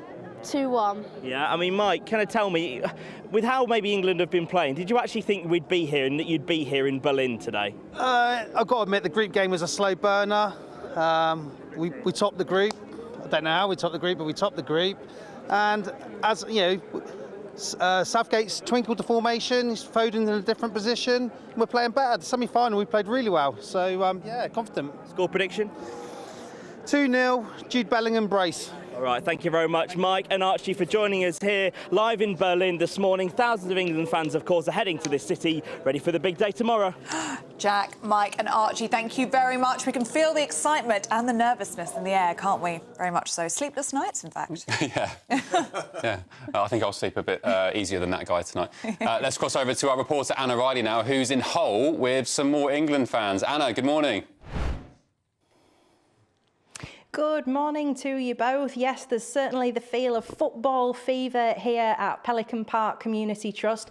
We've just come into the community centre as the rain is really coming down at the moment, but there's been several games going on with young people playing football here this morning. I'm joined by Katie, she's the charity manager here, and also joined by Eve, she's the project manager, coordinator, that's it, project coordinator. Just tell me a little bit about what you do here. Yeah, so Pelican Community Trust was established in 2010, and what we wanted to do was just create a community for the children, get them out playing the sports. We've got football teams that were established 2017, ranging from 6 years right through to 16 years, and the adults involved in it as well. So we just like that feel for the kids, really. And your son's 4 years old. He's been playing at the Little Kickers this morning. How's he feeling about the big game tomorrow? Oh, he loves it. Like, 4 years old, he keeps saying, England, England, it's coming home, Mummy, it's coming home. He's football mad, my little boy. Absolutely loves it, yeah. And Eve, just tell us a little bit about how watching the Euros for young people that come and play football here has inspired them in the sport. Oh, it's definitely inspired them. Our numbers have risen drastically over the last couple of weeks since the Euros started as well. And even like the kids that have been coming for a long time, you can just see they're putting miles more effort in than they used to. They're trying more and everything like that. And what's that like, seeing them with that passion and seeing them being inspired by this tournament? Oh, no, it's really nice to see, yeah. It's nice to see them all have a bit of a smile on their face and working together as a bit of a team and just being friendly with each other, really, and getting out of the house. Definitely. It does a lot, doesn't it, sport for young people, not just football, because you do all sorts of sports here. We do, yeah. We've got all sorts. So we've got football, but we've also got tennis, cricket, netball, name it, we've got it. Just before we go, score predictions for tomorrow. Is it coming home? Well, they've done this well so far, so let's hope they can do it last thing. So, yeah, it's coming home, definitely. You got a score prediction? Oh, I'm not too sure about score predictions. I think we're probably going to go to extra time or penalties, though. Thank you both so much. Penalties.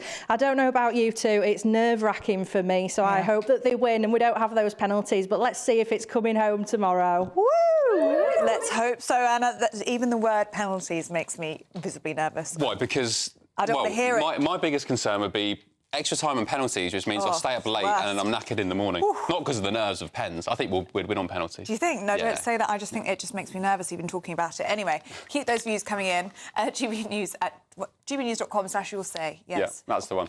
Of course. We are... You take this. Yeah. You're so nervous about the football, Ellie. I'm stressed. I'm so stressed. Now, we're all wondering how England will get on in the final, but what does a guide dog puppy think about England's chances? So a group of guide dog puppies, have been predicting all of England's results so far. Let's take a look at what puppy Harry Canine thinks about this. So, yay! Harry Canine says it's obviously England, right? I guess that's a yes.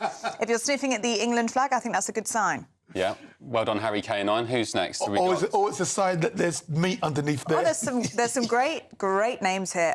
Barkus Rashford.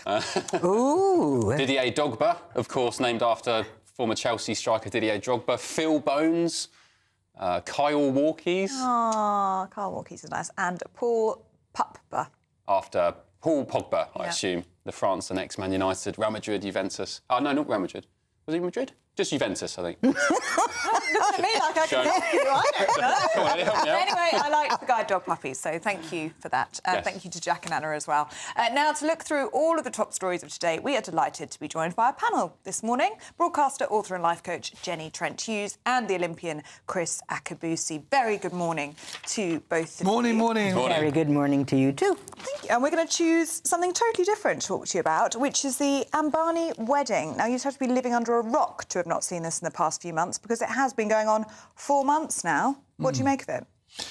Well, I'm interested. One of the questions I ask myself is, who is blessing who? I mean, is the Abami family being blessed with all of the global dignitaries that are coming to celebrate this joyous occasion?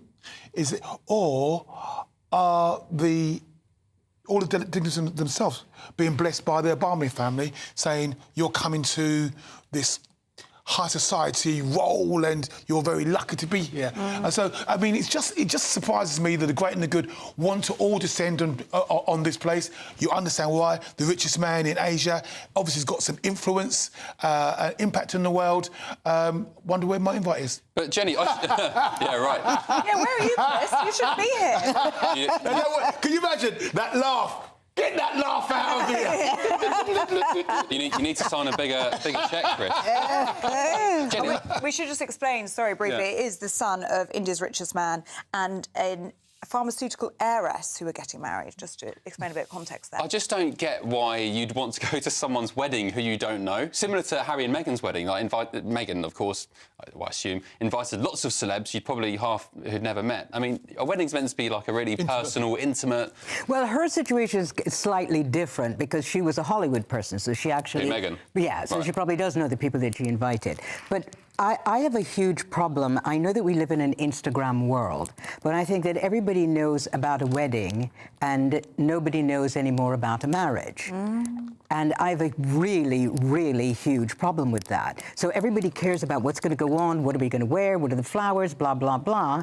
And that's not what it's about. It's supposed to be a very solemn occasion. And why you would want to go to a wedding, I don't care if Elton John is singing, I don't care who's singing. Why do I want to go? Taylor Swift, maybe. If Taylor Swift sings at your wedding, then yeah, okay, I am going to put on a hat. But I don't understand why they want you and why you want them. So I think these guys, these Indian billionaires, they have been having a ceremony of sorts for months and months and months. Pre-party. Yeah, It's been going on. I've been seeing photographs for at least 6 months. I think they paid Rihanna $5 million to perform, and I think they paid Justin Bieber recently, in the last couple of weeks, $10 million to perform at one of these parties, which is leading up to the... Have you ever been to India? We do understand. I mean, ultimately, we do understand it's all about significance. You know, that if you are there, you are a significant player on the world stage. And so it is about significance and like you said... You see, and I think less of you. Like when I look up and I see somebody there who I know they don't know or they're not friends with, I actually think less of them for going. I'd rather, if I had that much money, I'd rather just a quiet sort of town hall registration or something. But for them, it is this opulent display of their wealth and power, isn't it? Have you been to India, though? Have you? I've been to India, yes. Yeah, so you know that there is no country in the world that is more about haves and have-nots than India. And that people can be spending this level of money, I don't care how much money they have, when there are people sleeping on the streets, children dying, you know, blah, blah, blah. I worked on a charity project there, and I mean, it's just horrific. And I understand having a party and celebrating, but I think that this I'd love to go to India. Chris, have you been? Yes, I have, I've been to Mumbai. Really? And exactly what you said there, you walk out this very opulent building and on the road, people are dying on the streets. OK, shall we move on to something very close to my heart, living by the seaside. I grew up in a seaside town, I still live there. Psycho seagulls should be illegal. This is in the Daily Star. So the UK's most aggressive seagulls, dubbed XL Gullies, have been mapped out as they continue to terrorise towns by stealing food, shoplifting and even attacking residents. But what do you do?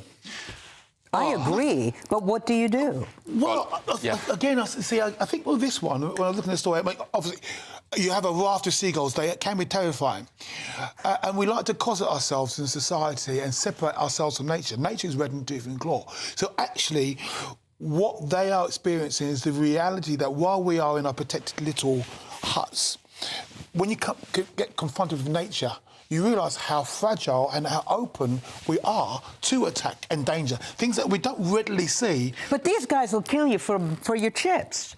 Well, they don't want to kill you, they want your chips. Well, yeah, but you know... It's not a matter pretty vicious. No, they really are awful. I was sat with my wife yesterday having coffee at a seaside cafe right on the shingles, and there were baby seagulls on a roof nearby, and these adult seagulls were dive-bombing, nicking people's scones and sandwiches, and some people, you said, what do you do about it? It made me laugh because there were some older chaps who were throwing pebbles the seagulls as they dive bomb through the air. I mean, I'm not sure if I advocate that, but... Well, also, you know, the seagulls can evacuate their bowels on flight. Oh. Scott, pardon me, sorry to lower the tone. So... I'm trying to think back to my wild youth, no, never, that never happened. Apparently it's good luck, isn't it? Apparently. Oh, yes. Oh, yes. Aberdeen is reportedly home to the country's most ruthless seagulls, described as another level of psychotic and apparently out for blood. Oh, dear. No comments, please. They want to do harm. Yeah. Well, on the golf course, a little 7-iron sorts things out. Don't worry about that. I was in Southend recently, and there were actually signs up outside the fish and chip shops and the ice cream shop saying, we will not refund you if a seagull steals your chips. Because they obviously have so many people coming back and saying, well, a seagull just stole my portion of chips, can I have another one? And it's still out of business. So, yeah. You make a good point, though. Like, when we go to the seaside for fish and chips or a coffee by the water, you know, we're in their territory. Yes. You know, animals were here first. Yes. We've encompassed on them. Should there be a cull? We've got 2 views in now from Sharon and from Greg saying seagulls need culling. No, I don't think that. I just think it's the reality that you realise that we do share this planet and that we are vulnerable. We are bipeds that walk along and we are vulnerable. And sometimes we don't recognise that because we have crafted this built environment where we feel safe, secure and we belong. Well, I live on a boat and so I'm surrounded by swans, ducks, coots. Are you pelting rocks at them on a daily basis? No, not at all. I'm friends with the big male swan and he comes and he it's on the boat. Really? Yeah. Oh, you are friends? And and I go sit out there and Are they quite chat to intelligent him. swans, you think? Yeah. You know, but they can be vicious. Oh, absolutely. I was going to say, on the towpath where I live, you can run along the towpath.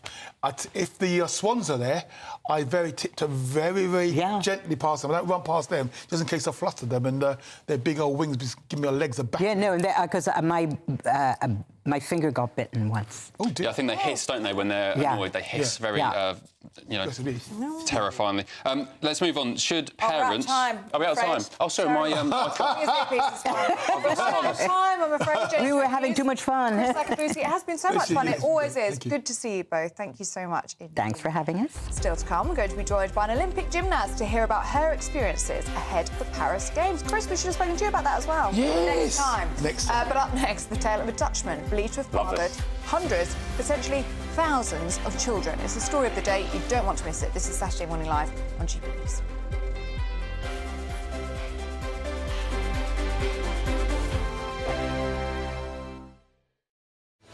I'm Patrick Christie's. Every weeknight from 9, I bring you 2 hours of unmissable, explosive debate and headline-grabbing interviews. What impact has that had? We got death threats and the bomb threats on. As time passes, she could have said Storm. You made my argument for me. My guests and I tackle the issues that really matter, with a sharp take on every story. Went everywhere. Something practical could be done. Or I can become something different. Patrick Christie's tonight from 9 p.m. only on GB News, Britain's news channel.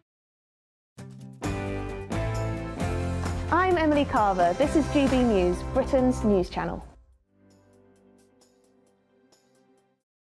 Sunday with Michael Portillo from 11, only on GB News. The Royal Academy's annual exhibition has returned for the 256th time to brighten the summer holidays. It's the world's oldest open submission exhibition. Anyone can enter work to be considered for inclusion.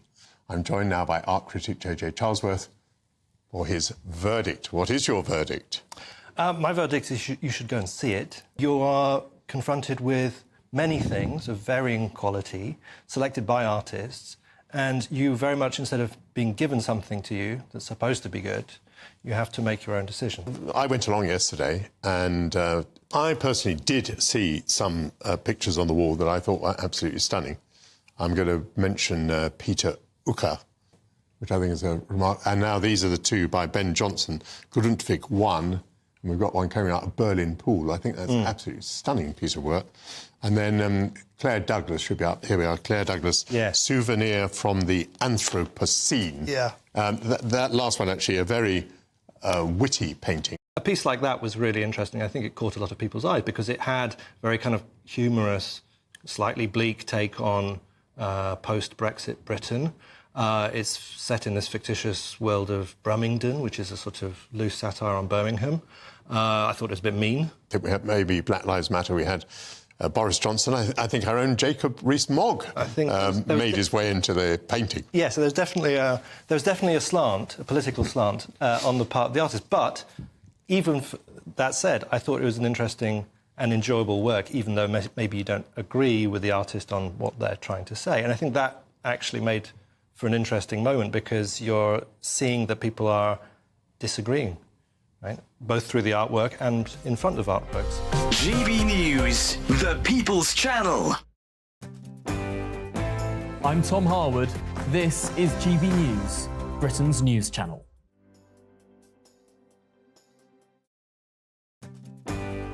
I'm Stephen Dixon, and thanks for joining us on GB News, Britain's news channel.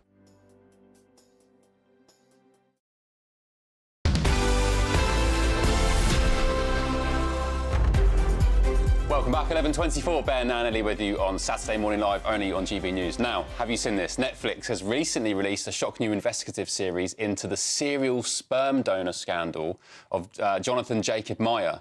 It's called The Man with 1,000 Kids. Yeah, it's truly shocking. The 42-year-old musician from the Netherlands donated sperm en masse, basically an unregulated scale. The conservative estimate is that he's fathered between 550 and 600 children. And there were reports this morning it could be up to 3,000.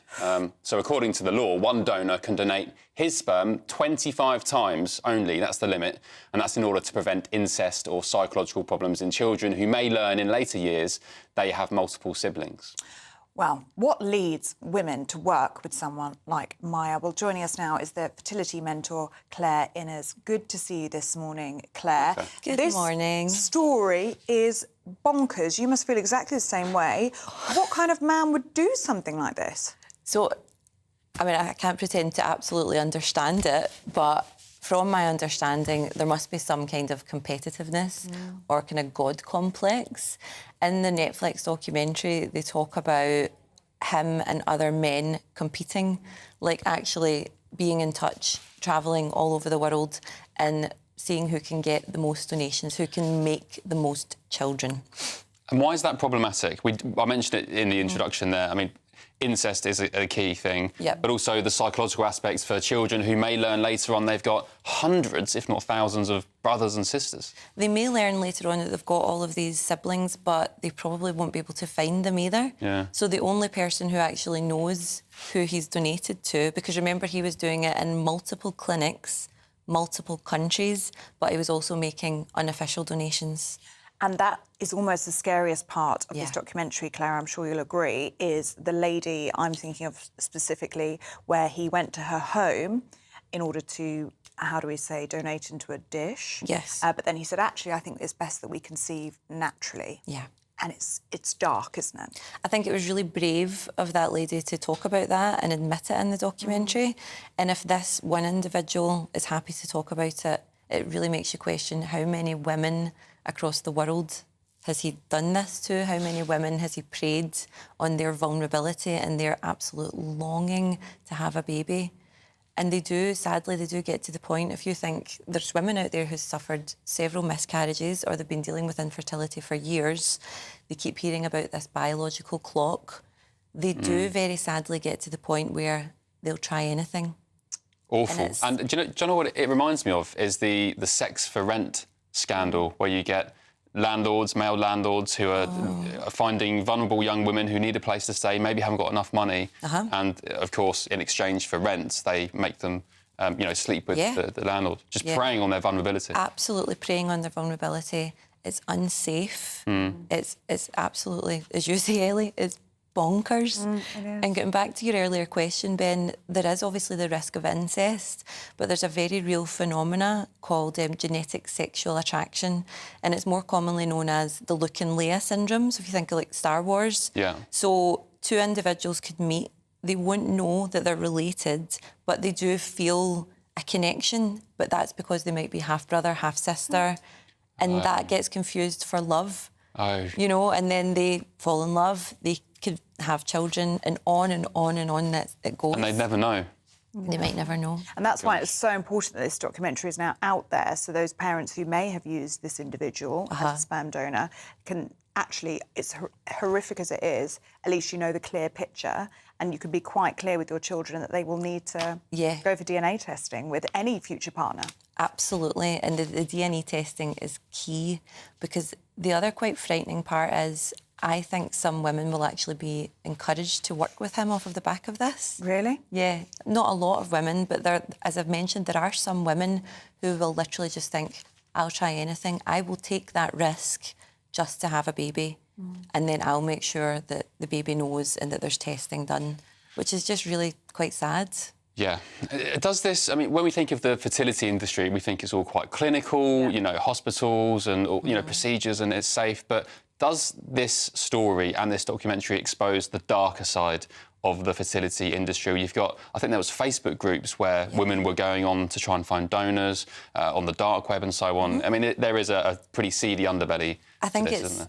It's just scratching the surface, in my opinion. Really? And I wouldn't pretend to know a great deal about it either. But while I was kind of researching it myself, there's local groups, you know, within 10 miles of me, and there's posts from men saying, I'm happy to donate X amount of times, and if it doesn't work, know that I will ask you to inseminate naturally. You can say no, but I will ask you. That was a post this week in a Facebook group local to me. And again, it's not the dark web, it's out there. I mean, anecdotally, I know a lesbian couple that are married, trying to conceive with a sperm donor at the moment, and they say they are inundated with messages from men, just random men, saying they're happy to come around to the house and to conceive with them naturally. Naturally. And you can imagine they're obviously not going to do it. They're aghast that this is even being offered to them. But they can see how, with the financial strain of going to a clinic every month, some women would get desperate and would invite strangers into their home in order to try and conceive. If they've got an individual saying the statistics are better if we try naturally, you're absolutely right. There are women out there, well, there have been, the women that's featured. And these are educated women as well, you know, they're not, well, they are vulnerable. They're speaking to Netflix in their second language. They're clever, intelligent women who have just made a decision because they're so desperate to have that baby. I am a man, but I have to say, I don't know what is wrong with some men. I mean, it's just, it boggles my mind. And also, just on the wider issue of fertility, I mean, props to people who are happy to do that. But as me personally, I couldn't imagine a child of mine sort of running riot in the world without me. Well, you know what I mean? Like, in the world without me there, knowing who they are, how they're getting on. Absolutely. Let alone up to 3,000, you know. And then what are their children doing? What are their children doing? But it's all over the world. So Kenya, Australia, and obviously the Netherlands. That's the three kind of big places that were mentioned in Netflix. Claire, we're almost out of time with you, but just for anyone watching who is looking to conceive, who is looking into sperm donation, what would your message be? If you can, please, please, please use regulated, licensed clinics. If you can't use clinics, speak to people, try and find out if there's someone you know and trust who would be willing to do that. If you must go anonymous, make sure that you're testing for genetic diseases, infectious diseases.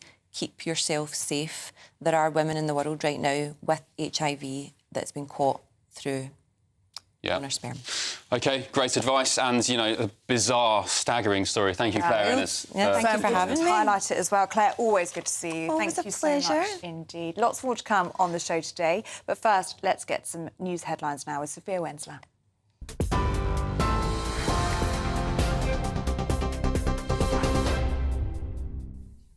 Ellie, thank you. From the GB newsroom at 11:32, your headlines. A 34-year-old man has been arrested in connection with the investigation into human remains found in 2 suitcases near Clifton Suspension Bridge. Armed police detained the man at Bristol Templemead station and he will be taken to London for questioning later. There had been a manhunt in the wake of the discovery of body parts, but police are now not looking for anyone else in connection with the incident. Investigators believe the remains found at an address in Shepherd's Bush are linked to those found in 2 suitcases in Bristol on Wednesday. The family of 3 women who were killed in a crossbow attack in Hertfordshire this week have said they are devastated. 61-year-old Carol Hunt and her 2 daughters, 25-year-old Louise and Hannah, who's 28, were attacked at their home in Bushy. It comes as a 26-year-old man has now been arrested on suspicion of the murders. In the US, President Joe Biden has confirmed he is going to stay as the Democratic candidate for the upcoming election. It comes as top Democratic donors have threatened to withhold around £70 million of campaign funds if Joe Biden isn't replaced as candidate. That's after more blunders at the NATO summit. Speaking at a campaign rally in Detroit, Mr. Biden told his supporters that not only will he run, but he will also win the presidency once again. You probably noticed there's a lot of speculation lately. What's Joe Biden going to do? Is he going to stay in the race? Is he going to drop out? Here's my answer. I am running and we're going to win. I'm not going to change that. And the Princess of Wales will attend the Wimbledon men's singles final tomorrow and present the trophy. It will be her second public appearance since her cancer diagnosis was announced earlier this year, after she attended Trooping the Colour last month. Princess Catherine has been a patron of the All England Lawn Tennis and Croquet Club since 2016. Those are the latest GB News headlines for now. I'm Sophia Wensler, more in half an hour. For the very latest GB News direct to your smartphone, sign up to News Alerts by scanning the QR code or go to gbnews.com/alerts.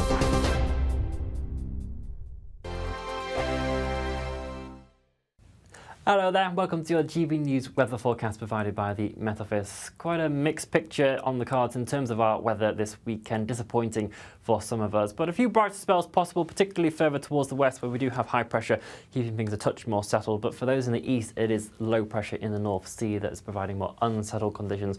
A lot of cloud coming in with this, outbreaks of rain and drizzle, a very dull, damp and dreary Saturday for many of us here. Those brighter spells possible further towards the west, but sunshine still really at a premium for many of us, and that is going to factor in with the temperatures. Very disappointing. 13, 14 degrees Celsius for some of us is well below where we'd normally expect to be for the middle of July. Might just scrape 19 or 20 degrees across areas of the south and southwest. That area of cloud and rain is going to be quite persistent. Eastern areas of Scotland, very cloudy throughout Saturday, but further towards the Highlands, parts of Argyll and Bute again, seeing the best of some of that sunshine in there. A few showers possible with those bright spells for Northern Ireland. They could be on the sharp side around at times, and as well a few showers also possible for Wales, parts of southern England, perhaps the odd rumble of thunder around in there as well. Those showers tending to ease off as we head into this evening and overnight. And actually for southern areas of Wales and England, the cloud will break up a bit more as well. A few mist and fog patches possible here, but it is going to remain very cloudy, damp and soggy for northern areas of England, southern Scotland, with that rain really persisting, turning heavy at times, maybe some localised flooding issues in one or two places. That cloud, though, will help hold the temperatures up. Most of us in double-digit figures overnight, might just drop into single figures in some rural spots underneath those clearer skies in the south. And it is here that we'll have the best of the sunshine first thing on Sunday. Not too bad of a start before some of that cloud builds in again, and not too bad in the way of sunshine as well for parts of central Scotland. Again, that sort of Argyll and Bute Highlands area. But the central swathe of the UK is going to see persistent cloud and rain throughout all of Sunday as well. Disappointing once again, unfortunately. Bye-bye. I'm Christopher Hope. From pop stars to politicians, I'll interview anybody in a pub who's got a political opinion. Join me every Friday on Spotify, Apple Podcasts, YouTube or gbnews.com, or wherever you get your podcasts. This is GB News, the People's Channel. If you want your news to be straight talking, this is a nightmare for the Conservatives again. Down to earth. It's not just Nottingham where this is happening, is it? And most importantly, honest. Hard-working, middle-class taxpayers, they'll get their book thrown at them. Then catch me, Martin Daubney, Monday to Friday, 3 till 6 p.m. on GB News, Britain's news channel. Join me, Neil Oliver, every Sunday night at 6 p.m. on GB News. And if an hour is not nearly enough for you, go to gbnews.com for special extended episodes online every Friday at 9 p.m, where we can truly get into the nitty-gritty of what's going on. GB News, Britain's news channel.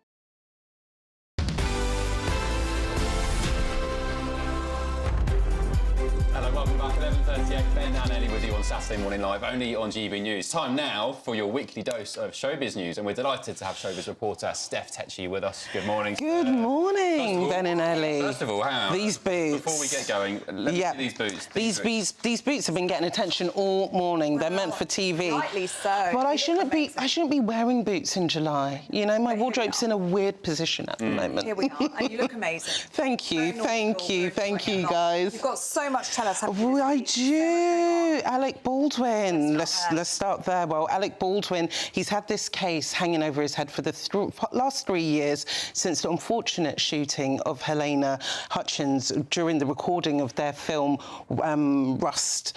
But now he's been cleared in court because there was a key piece of evidence that was withheld. So basically, the live ammunition, the bullets, they were handed in to a police office a few months ago, and they didn't include it in this trial, and that was a key evidence. That's one of the key things people have been talking about this case. How did the live ammunition get on set for this? So the judge was saying there's no way we can right this wrong, because basically it would have been a trial with prejudice. So if anyone isn't aware or doesn't know, so they were filming this movie, Rust. Alec Baldwin shot a gun, well, it was a gun, thinking it was a blank bullet or a prop bullet, and it was a live round. It was a live round. Cinematographer. The armourer, Hannah Reid-Gutierrez, she's already been sentenced for involuntary manslaughter, which Alec Baldwin was also going to face. He was facing potentially 18 months in prison. So, as you can see from... It is a lot of time. When it comes to celebrities and court cases, you always think, will they do this time? But this was the second time Alec had gone back to court with this case, because the family of Helena Hutchins, of course, they've lost the mother, they've lost the wife.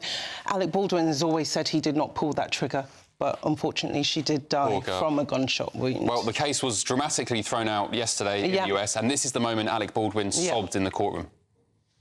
The sanction of dismissal is the only warranted remedy. The jury has been sworn, jeopardy has attached, and a mistrial would not be based upon manifest necessity. Further, the sanction of dismissal is warranted in this case. Wow, I don't think I've seen Alec Baldwin show such emotions, because clearly he's usually a quite, tough guy, Hollywood tough man. But the only thing is now he's been cleared, but what does that mean for his career? Whether audiences at home are still going to feel comfortable watching him on screen, whether Hollywood, the industry itself, is still going to work with him, that's yet to be seen. And this is something that's always going to follow him, I think, for the rest of his career, unfortunately. OK, moving on, back to this side of the pond. What's Simon Cowell up to? Simon Cowell, we used to see him with X Factor, all these audition shows. He's now working on a Netflix documentary called The Midas Touch, where he's looking for a new boy band. Obviously, he had success with One Direction, who are no longer, and he's like, in the UK, there is not enough boy band talent. So he's on this quest to find a new boy band. The auditions took place in Liverpool last week, and only about 40 people came up. So 40? 40 people, about 40 people turned up for the auditions, which wasn't that great for Simon. So now he's opening up the audition process to transgender men. So potentially we could be seeing the UK's first transgender male boy band, which will be quite interesting. Obviously, Simon Cowell's always looking for a gap in the market. We don't have no transgender men boy bands. So it'll be interesting to see if he does actually land on a potential transgender boy band. I think with Simon Cowell, he always likes to be progressive in that sense, but I don't know how that will feel to men, cisgender men who might want to go for it. And so what's cisgender men? That's biological men? Yeah, biological men, yeah. OK. Yeah, I mean, 40 people at the audition. 40 people, so that's why he's had to open it up. But I think as well, a lot of acts are clued up now, because, to be honest, not everyone can have the success One Direction had, So these people who go on reality shows, it's kind of in and out, so maybe clued up. One Direction. Me too. Same here. Was it fan? Oh, really? Yeah. It wasn't very cool when I was... Harry Styles? Fan of Harry Styles? I used to love Zayn Malik. Yeah. Harry and Zayn. I think Harry's probably the most talented out. Yeah. Harry Styles came out to Shania Twain last night in Hyde Park. He did. Oh, really? I was surprised about that, actually. He kept that under wraps. I like that collab. I wish he came out at Glastonbury. That would have been nice for Shania's Now, that would have been very, very good. But anyway, better late than never. Yeah. Speaking of which, 18 years on from the original, Devil Wears Prada. It's getting a reboot, a sequel. When it came out in 2006, The Devil's Wear Prada, the cast was amazing. Meryl Streep, Emily Blunt, and Anne Hathaway. So this week there's been reports that Disney are working on a sequel which will follow up the 2006 one. And apparently it's going to be looking at how the magazine landscape is now, where, you know, magazines are dying out. We're working with lots of influencers. So Meryl Streep's character is going to find herself in a tough position and trying to survive in a very hard industry. And we're hoping all the characters sign on, including Anne Hathaway. Do you think they will? I think they will, because I think the film was so successful. It made most of their careers. Emily Blunt said it was the most life-changing moment for her starring in that movie, and I think there will be a demand for a sequel, because I think if you get other cast, like if you don't get Meryl, if you don't get Emily Blunt or Anne Hathaway, I don't think they'll be able to pull it off, because Meryl done such a great job, all of them together, so I think it'll be hard to pull it off without them. I wonder if the industry is... I love... Try to sound excited. I love the film. I love the original film. OK. But I'm just wondering whether the industry these days would be akin to what it was back then. Has it gone all woke? Because, I mean, I used to work in newspapers. And it was a very different environment. It was. I mean, Fleet Street used to be ruthless back in the day. You know, you'd be shouted at and sent out the door for making one mistake. But these days, you can't really do that. Well, I think that's what will make the film interesting, because it's such a different climate now, where in terms of there is a lot of things that managers and bosses need to be careful of. So I think Miranda's character will have a bit of a watering down, but I think she's a tough cookie, so she might still press on. Great. Looking forward to that. Yeah, could be interesting. Steph, always good to see you. Thank you so much. Thank you, Steph. Right, still plenty of time to grab your chance to win £30,000 in the Great British Giveaway, our biggest cash prize of the year. What would you do with all that extra cash? I'd go on holiday. That's an expensive holiday. Yes, you? You could do a year-long cruise. I would go on a year-long cruise. What would I do? I don't know. It's always come around. I want to save enough money to be blasted off into space and do an orbit. I thought you were about to say something very sensible and dad-like, like I'll invest into a... Oh, no, I want to go to space and get out of here. Right, OK. Well, have a little think. What would you spend £30,000 on? Because here's how you could win it all. It's our summer treat to you. Your chance to win an incredible £30,000 in tax-free cash. Our biggest cash prize of the year so far. With an extra £30,000 in your bank account this year, you could take the ultimate financial holiday and send some of those day-to-day financial stresses packing. £30,000 could get you those nagging home improvements done, buy that brand new car, or just enable you to kick back and relax for the rest of the year. For another chance to win £30,000 in tax-free cash, text cash to 63232. Text costs £2 plus one standard network rate message. You can enter online at gbnews.com/win. Entries cost £2. Or post your name and number to GB07 PO Box 8690 Derby DE1 9TT. UK only. Entrance must be 18 or over. Lines close at 5 p.m. on the 30th of August. Please check the closing time if listening or watching on demand. Good luck. Yes, best of luck to you. Now, do stay with us. Still to come, we're going to be joined in the studio by Olympic gymnast Lisa Mason ahead of the Paris Games at the end of this month. This is Saturday Morning Live on GB News, Britain's news channel.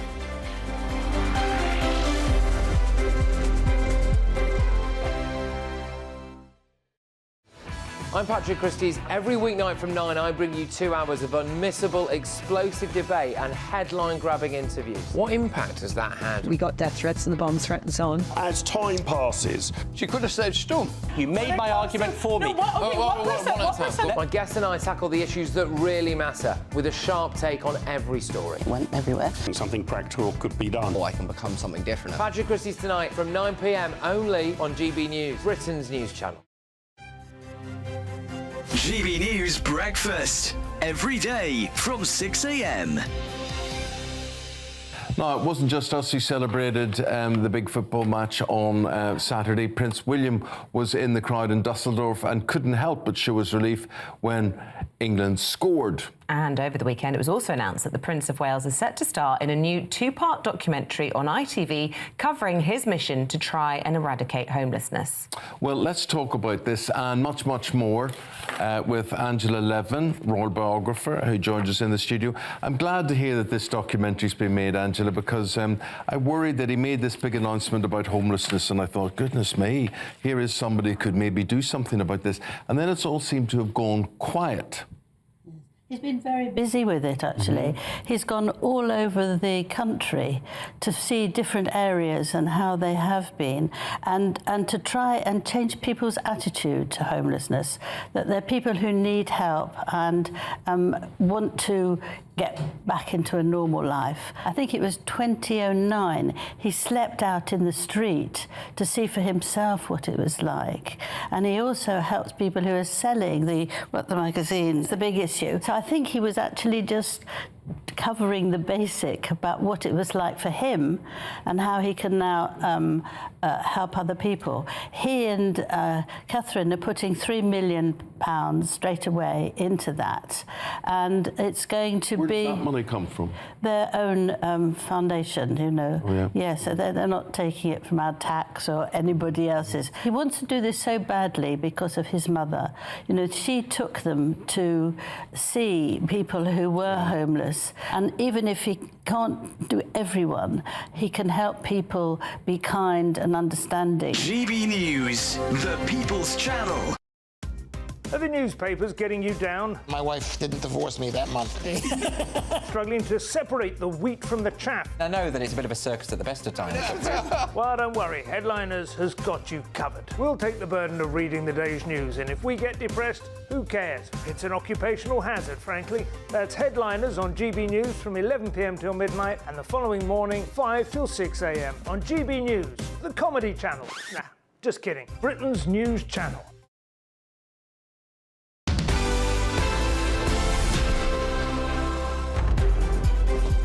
Welcome back to Saturday Morning Live. The time is 11:49. So many of you getting in touch this morning, aren't they, Ben? Yes, good morning to you. Carol, you say, how refreshing. A guest on GB News prepared to say how it is. I think you're talking about Jenny Trent Hughes, who was commenting on the Indian billionaires' quite extravagant, to say the least, weddings. She says, Carol, well-known celebrities and politicians fawning over an Indian billionaire at his wedding. She's absolutely right. It's morally obscene. Boris Johnson and Tony Blair. Are they both going? Yeah, they're both at the wedding.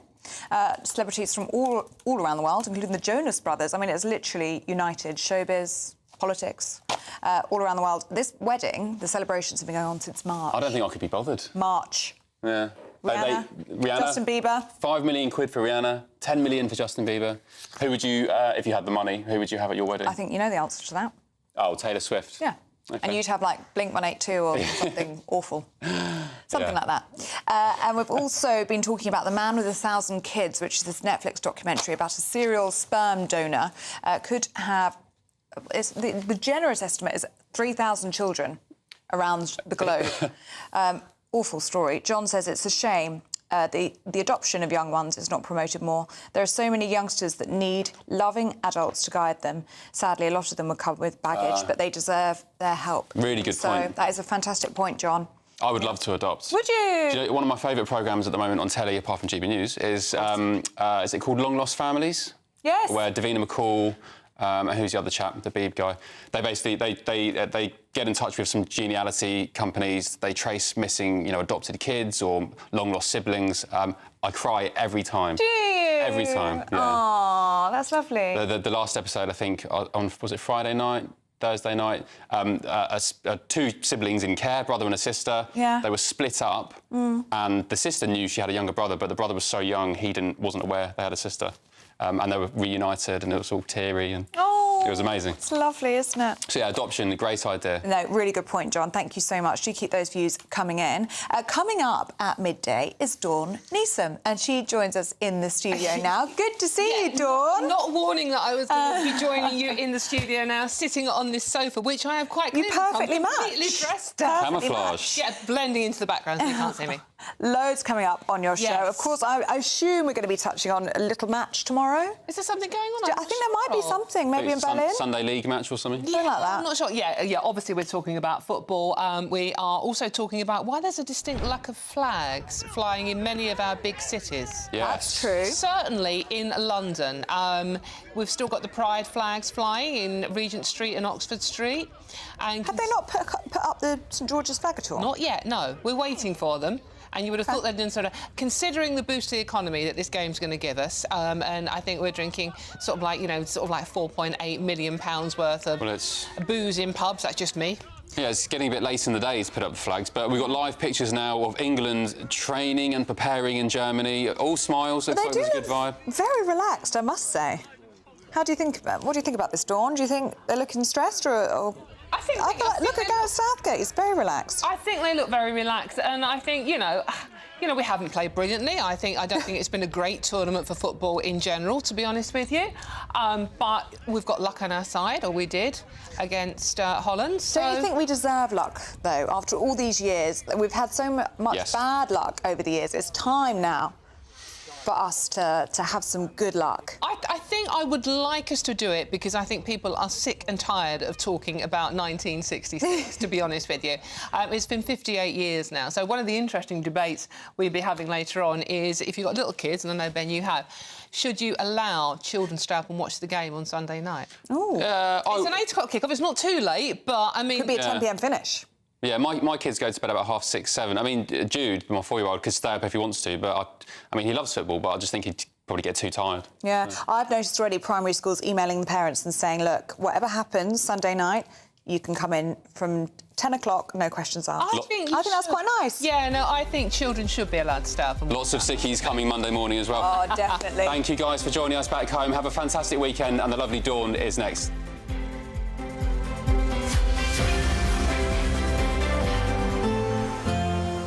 A brighter outlook with Box Solar, sponsors of weather on GB News.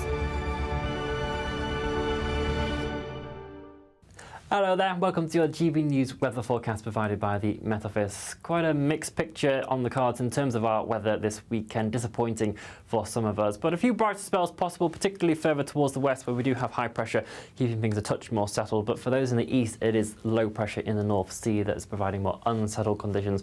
A lot of cloud coming in with this, outbreaks of rain and drizzle. A very dull, damp and dreary Saturday for many of us here. Those brighter spells possible further towards the west, but sunshine still really at a premium for many of us, and that is going to factor in with the temperatures. Very disappointing. 13, 14 degrees Celsius for some of us is well below where we normally expect to be for the middle of July. Might just scrape 19 or 20 degrees across areas of the south and southwest. That area of cloud and rain is going to be quite persistent. Eastern areas of Scotland, very cloudy throughout Saturday, but further towards the Highlands, parts of Argyll and Bute again, seeing the best of some of that sunshine in there. A few showers possible with those bright spells for Northern Ireland. They could be on the sharp side around at times, and as well a few showers also possible for Wales, parts of southern England, perhaps the odd rumble of thunder around in there as well. Those showers tending to ease off as we head into this evening and overnight. And actually for southern areas of Wales and England, the cloud will break up a bit more as well. A few mist and fog patches possible here, but it is going to remain very cloudy, damp and soggy for northern areas of England, southern Scotland, with that rain really persisting, turning heavy at times, maybe some localised flooding issues in one or two places. That cloud, though, will help hold the temperatures up. Most of us in double-digit figures overnight, might just drop into single figures in some rural spots underneath those clearer skies in the south. And it is here that we'll have the best of the sunshine first thing on Sunday. Not too bad of a start before some of that cloud builds in again, and not too bad in the way of sunshine as well for parts of central Scotland. Again, that sort of Argyll and Bute Highlands area. But the central swathe of the UK is going to see persistent cloud and rain throughout all of Sunday as well. Disappointing once again, unfortunately. Bye-bye. Looks like things are heating up. Boxed Boilers, sponsors of weather on GB News.